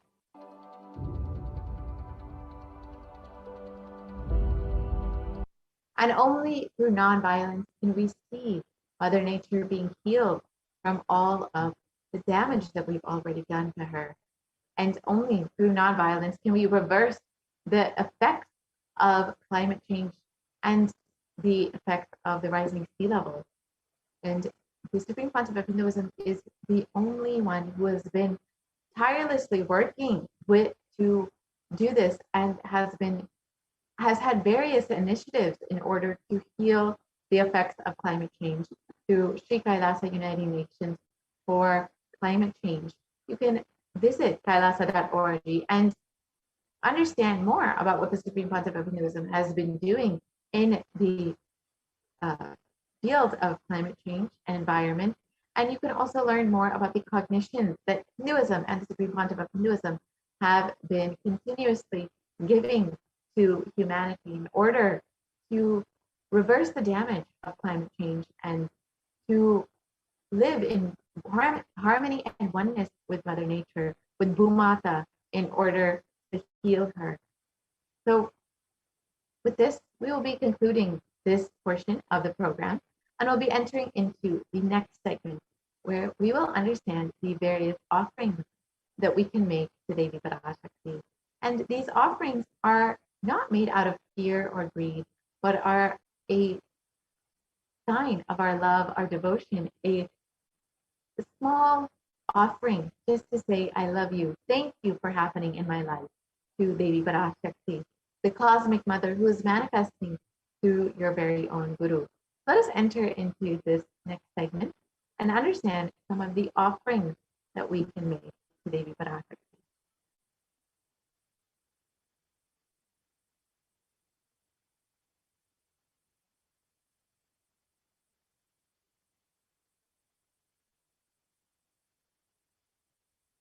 Let us understand the significance of offering.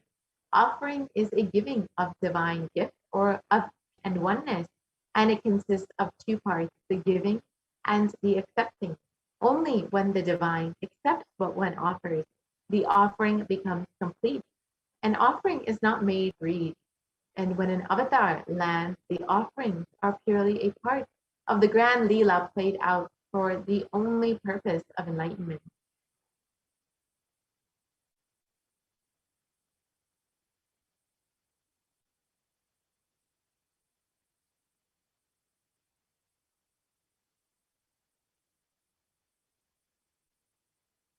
So let us understand the Dhyana Shloka for Devi Parashakti. The translation of this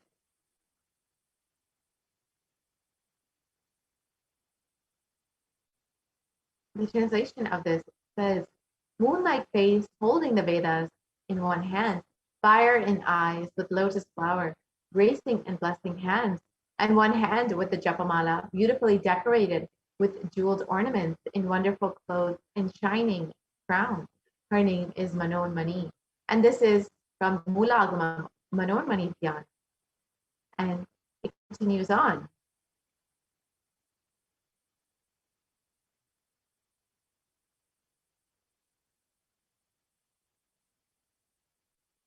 I meditate on Devi with three eyes, glowing like a moon and holding the Veda, lotus, and gracing with blessing and gracing hands. She is wearing beautiful ornaments. She is worshipped by Brahma and other many gods, and showers auspicious boons for all actions every day.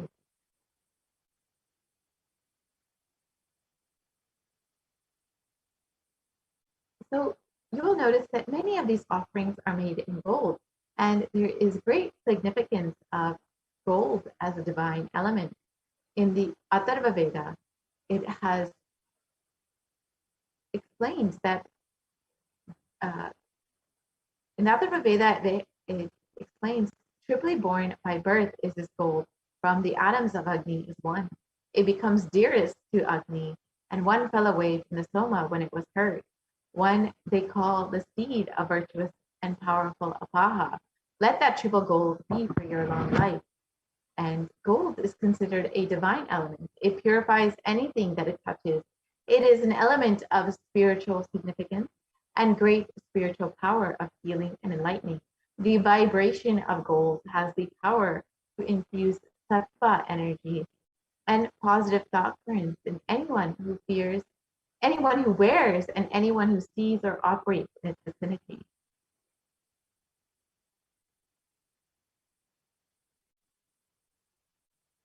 And gold is present in all the scriptures, including the Vedas, the Agamas, the Shrutis, the Smritis, the Itihasas, and Puranas. In all Hindu scriptures, it is abundantly displayed that gold is the most auspicious and purest metal, which purifies our very being.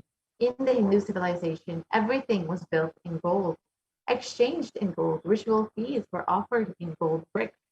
And when one was to be saved from life-threatening illnesses, gold was offered as a ritual fee.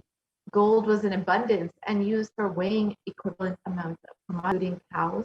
Kingdoms were built with huge doors of gold. The streets would have huge columns and huge archways made of gold. Horses, cows, and more animals were dressed in gold.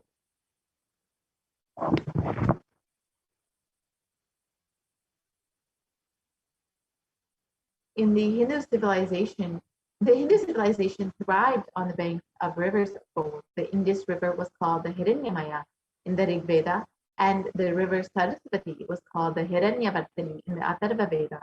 And gold is the supreme element for offering gifts to the ones you love and revere. Temples are constructed and paved in gold. Deities are made in gold and decked and adorned in gold because it preserves the enlightenment energy for thousands of years. It literally lasts forever.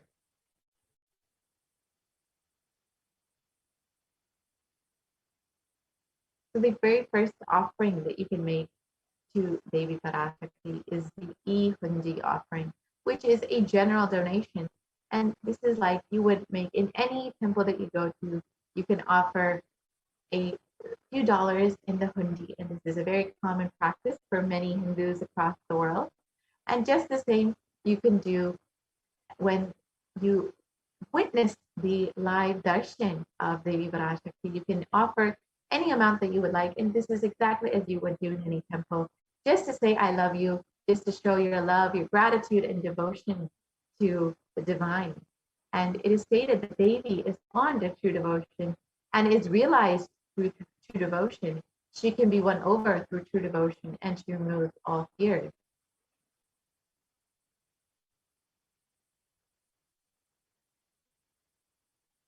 So if there's any fear in the minds of the devotees, it is Devi who is sure to remove that fear when you offer this with love and gratitude and devotion. And it is stated that Devi likes to be worshipped in autumn.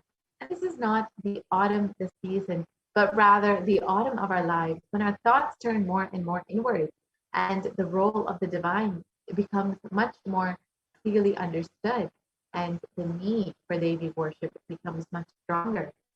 And Devi is described as the one who bestows happiness on all her devotees.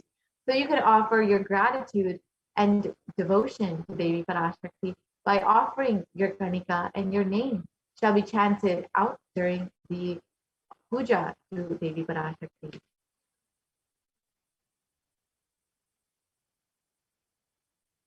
The next offering is the Sankalpa chanting, which is the offering of your conscious resolution.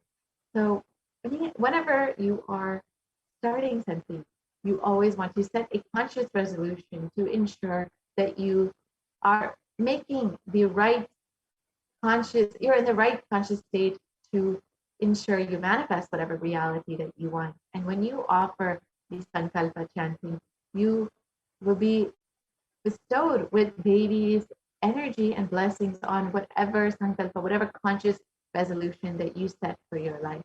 And it is stated the goddess enchants this universe, and she herself gives birth to this universe. That goddess being prayed to without interest in anything gives that knowledge that leads to salvation and gives the wealth in the materialistic sense. So offering the Sankalpa, the conscious resolution, blesses the person with all fruition of all the desires and wishes that they are yearning for.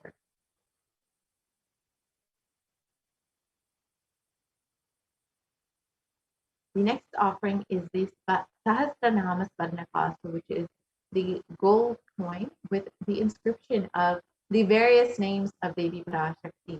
And Devi is described as Namaparayana Prita, the one who likes the repetition of her various names. And this special gold coin offering is a very special offering of the 1008 names of Devi Parashakti, and it is a unique archana offered to the Devi Parashakti. So you can offer a gold coin inscribed with each of the 1008 names of Devi Parashakti, and each of these names are the descriptions of the various qualities and attributes of Devi Parashakti, whether it's her overflowing compassion or her infinite knowledge. Each attribute of Devi Parashakti, you will be blessed with receiving the Ananta Kalyana Gunas, all the divine qualities of Devi Parashakti, when you offer this Sahasranama Swarnakasu.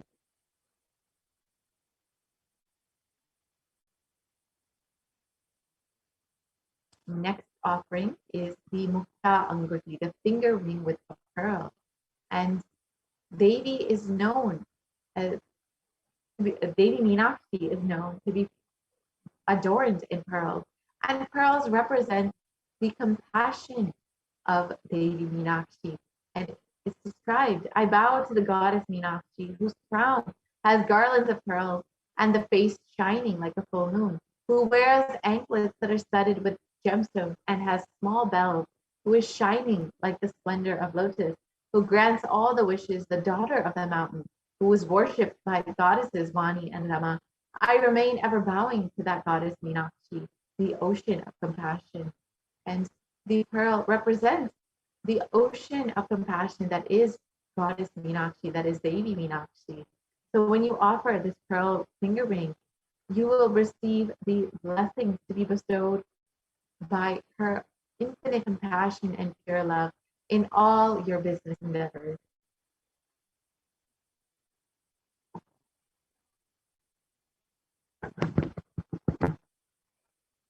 And the next offering is the Swarna Padma Pushpa, which is the golden lotus.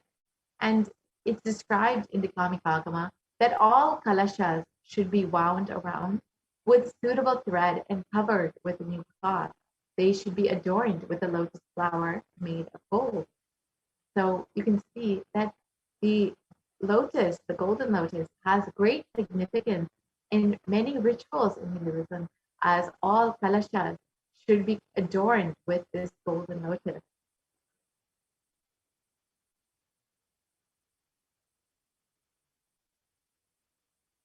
And there are hundreds of scriptural references for using the lotus in the worship of Paramashiva. Almost everything in the worship of the ultimate involves the consecration of deities of worship, or meditating on, or the mudras and asanas used during the worship that involves the lotus flower, the lotus leaf, the lotus pericarp, the lotus petals. The lotus is a divine flower, and the Shakti of Paramashiva is also called a lotus. The base of the Paramashiva linga is known as the lotus, and the disciple of the Paramashiva is also considered as a lotus ready to bloom. And the lotus has great significance. It, despite being in murky, dirty waters, it is able to bloom with so much of beauty and is able to stand in no matter the level of dirtiness of the water, it still stands with grace and beauty. And when you offer the gold lotus in any size you wish, you will be blessed to have the state, space, powers, and being of Devi Parashakti in your inner space amidst any adversity in your life.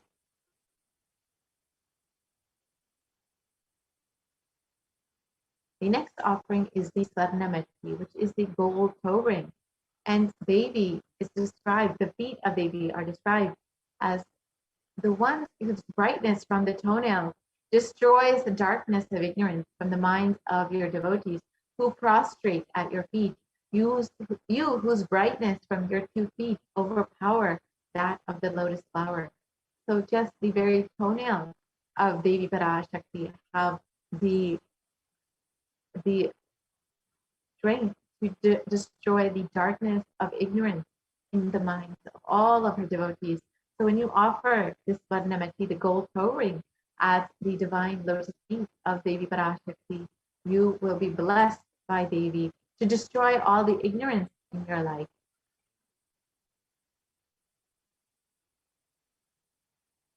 So you can offer the toe ring to Devi, adorning her sacred feet, and be in constant gratitude for receiving the blessings in every difficult aspect of your life.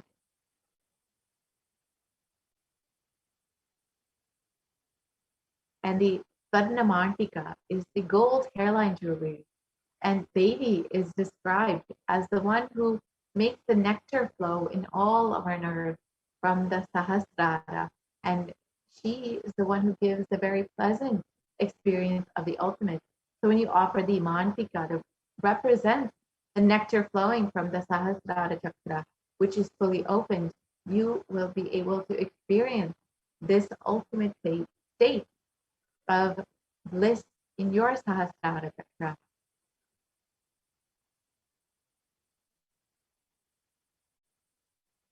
So you can offer the Mantika to Devi and receive the blessings of achieving the blissful state of overflowing gratitude and the space of complete completion in your life.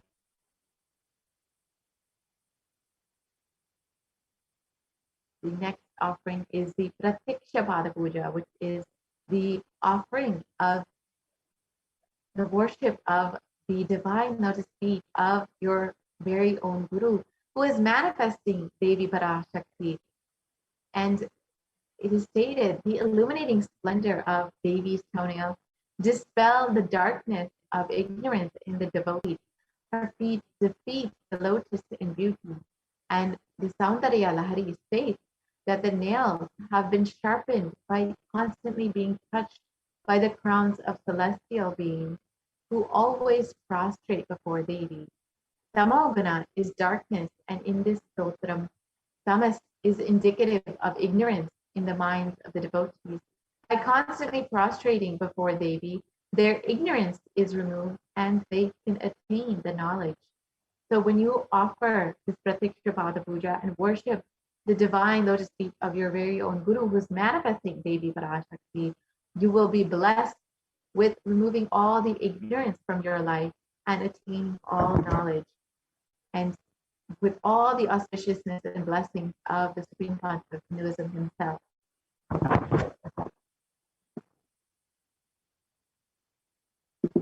The next offering is the Vastra Seva. And this is the offering of cloth to Devi Parashakti. And when you offer this cloth adorning Devi Parashakti, you will be blessed with all the auspiciousness and blessings and protection in all of your endeavors throughout your life by the Supreme Pontiff of Hinduism and by Devi Parashakti herself.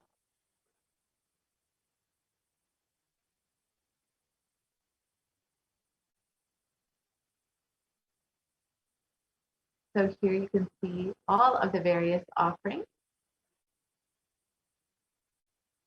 And you can choose whichever offering that you would like to make, whether it is a simple Eunji offering, or you can offer the Spadna Martika, the Spadna Meti, the Pratiksha Pada Puja, whichever offering you would like. You can see whichever offering you would like to make. And you can go ahead and we can go to the link tiny.cc/Devi offering. Yes. So if you would like to make your offering immediately, you can visit tiny.cc/Devi offering to make the online payment. And if you are not yet ready to make your payment, if you are still needing help in manifesting, or you still need more details, but you are interested in offering, you can fill out the intention form at tiny.cc/Baba Samadhi. And you can fill out your intention and you will be reached out to, and you will be helped to manifest your reality, to offer your love, your devotion, your gratitude to Devi Parashakti. And once you are able to make the offering, you can visit again tiny.cc/Devi offering. And once you are able to make your, you can visit tiny.cc/Sankalpa 2021 in order to submit the details for the puja and for the names to be chanted. Now we will be visiting the website tiny.cc/Devi offering in order to run through how to make this offering. So we will shortly project the website tiny.cc/Sankalpa offering, and we will go through how to make this offering. It is a very simple process. So this is done like any other online payment that you can make. So you can just go ahead and choose whichever offering that you would like to make in a very simple drop-down menu.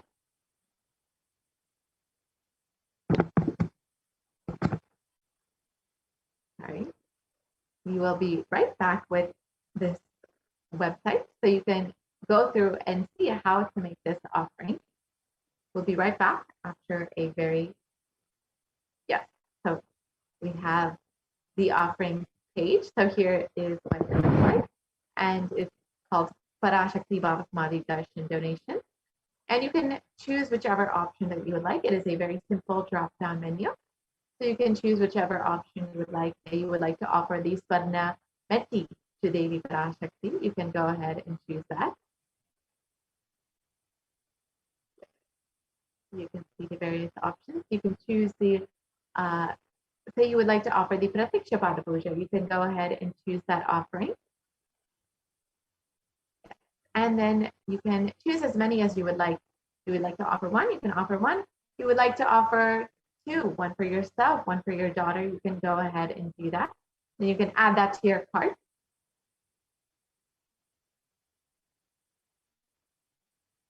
And once that is done, you can proceed to the checkout. You can see your cart with all of the details of the various offerings that you would like to make. You can proceed to checkout. And here you have the billing details for your offering. So you just fill out your billing details. You're making it through your credit card. Here are all the basic details that you would make for any online payment. And your order details you can fill out as well. And once that is done, you can place your order. You can offer your seva. And once that you placed your order, your seva will be offered. And once this is done, you can go to tiny.cc/sankalpa-offering, and you can fill out your sankalpa form. So it is tiny.cc. Let me correct myself, I'm sorry. tiny.cc/sankalpa 2021. So you can go ahead and visit this website, which will be shortly. You can fill out all of the details of your names and the names of your loved ones. So whoever that you would like to make these offerings for, you can fill out all of their names. And you can also fill out any details if you have about the nakshatra or gotra or rasi. So you can fill out all of these details. And if you have them available, if you don't, that is also okay. So ensure that you fill out all of these details to make sure that your name is chanted and the names of your loved ones are chanted during the offering. So we'll be shortly projecting the tiny.cc/Sankalpa 2021 form. So you can go through and see exactly how to fill this out and how to make sure that your Sankalpa is chanted, or that your name is chanted during the Sankalpa offering. Yes. So we've seen the website where we can make the offering. So once that is done, you can visit tiny.cc/Sankalpa 2021 offering. We will just project this form.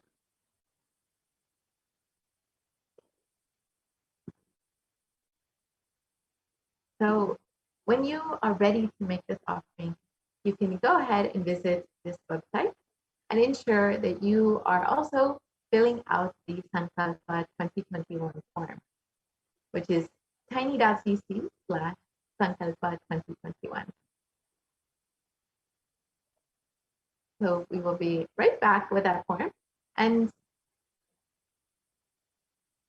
you can see exactly how to make this Sankalpa 2021, fill out the form.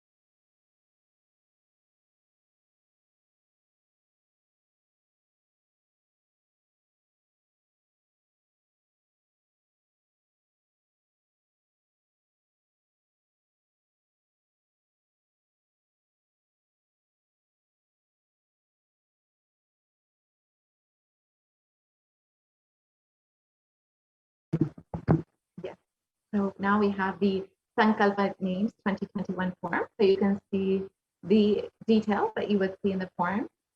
You can scroll down.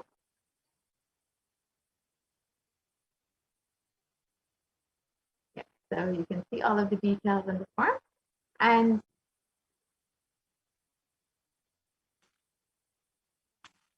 so you can put your payment number, and you can fill out the names of yourself and all of the names of your loved ones. And so you can ensure that your offering your name is chanted during the offering. Yes, you can see where you can fill out your name and your email and other details. Yeah.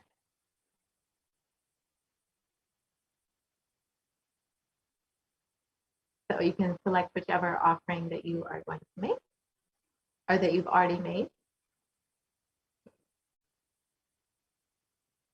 So once this is done, you will have made your offering to Devi Parashakti, and you can rest assured that your offering will be made in your name to Devi Parashakti, that your love, your gratitude, your devotion will be offered to Devi.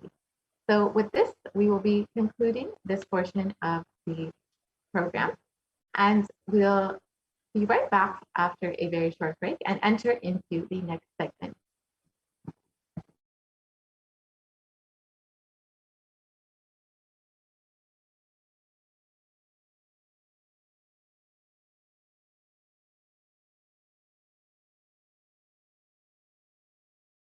Paramashivoham. Om Nithyananda Paramashivoham. Om Nithyananda Paramashivoham. Om Nithyananda.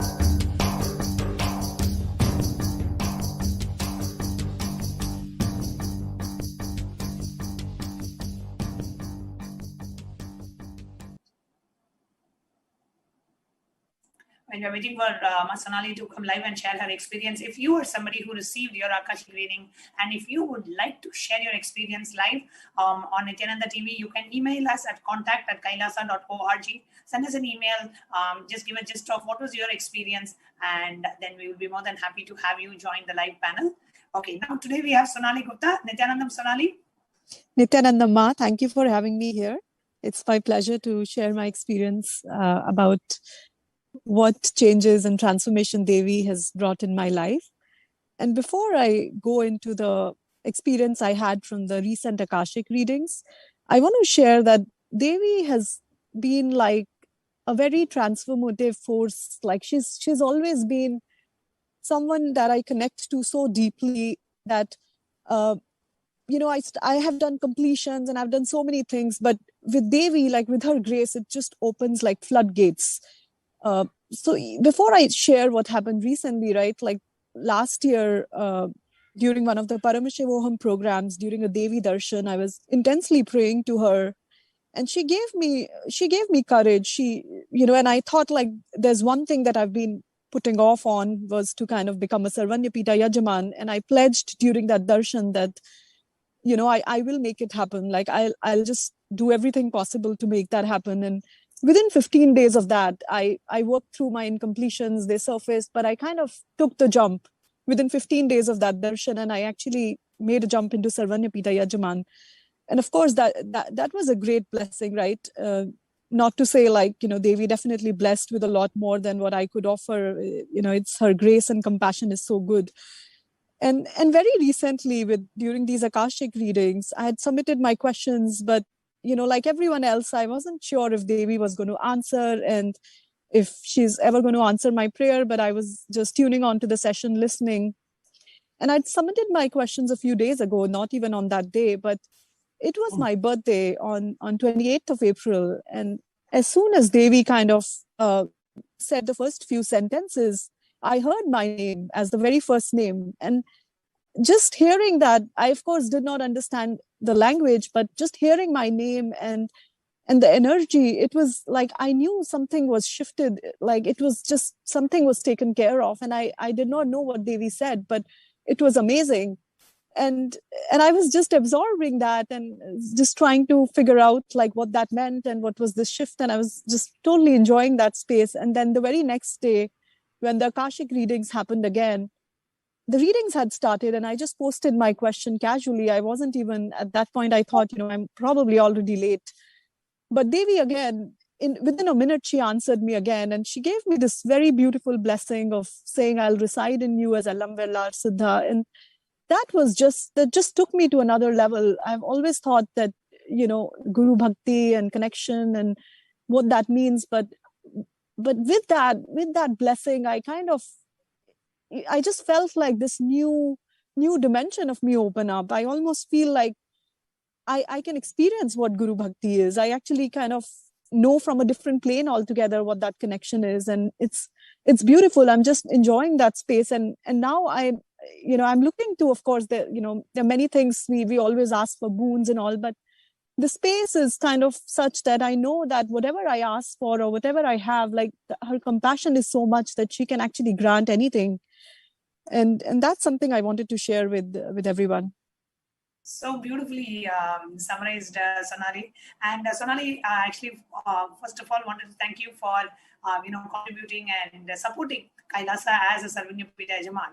And what aspect of you, like what is it that you really connected with in Kailasa and Swamiji's mission that made you take this jump to contribute towards this divine cause? What was that in you specifically that made you decide, yes, I need to become a Sarvanyapita Yajaman, I need to support and I need to contribute to this divine cause?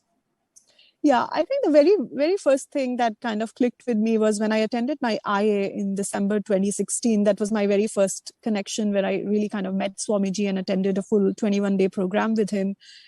At that time, there was a full day on, how Swamiji has been contributing towards Sanatana Hindu Dharma and everything that he's been trying to do. And the fact that, he mentioned that he's just here to make a statement to the world that Sanatana Hindu Dharma is real.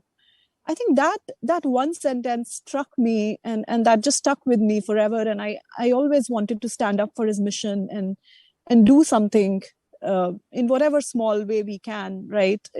I think it's also Swamiji's way of making us realize our true potential, right? We, as so many people have said before, you cannot really give to him, you can only get showered, but it's about taking that action and standing up for and saying yes, right? Saying yes, that I want to stand up for it. And that's what I wanted to stand up for. And I want to continue doing more and more, right? So Devi has shifted me to a space where I really think that, that I can feel that the real purpose of life is to really kind of continue to give, just do whatever I can for this purpose and this mission of Swamiji's. So beautifully shared, Sonali. Thank you so much for coming live and sharing. And let me ask Pranaprema if you would like to have ask Sonali anything. Yes, I just have one question for you, Sonali. First of all, thank you so much for coming live for our viewers.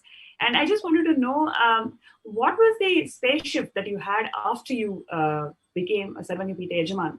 What was your cognition shift that you had about wealth and abundance? Because it's not like everybody has that wealth ready-made to offer it. It is the space that you carry. And with Swamiji's blessings, once you create the space, he manifests through us. So what would you like to tell our viewers? What was the space shift that you had when you manifested Sarvanyapita Yajaman? Yeah. So for me, the biggest space shift was from being this person who was kind of insecure and trying to hold on to the wealth, thinking that it will be used for something, and kind of having that insecurity or fear inside me that would prevent me from taking that jump, and this fear of being judged, and fear of what will people think, and am I crazy, like with that, from moving from that fear to actually moving to a space where I am, where I don't really, where wealth happens, but I don't feel very attached to it. I think that has been the biggest shift for me. I don't have to worry about wealth. I don't have to think about it. It's just another thing in my life. It's not something that I worry or fear about. Amazing. Thank you so much, Ma. Thank you so much for joining the show today. It was really inspiring how you are holding Swamiji and his mission and how you're supporting it. Really, thank you so much. Thank you so much for having me, ma'am. Thank you, Sonali.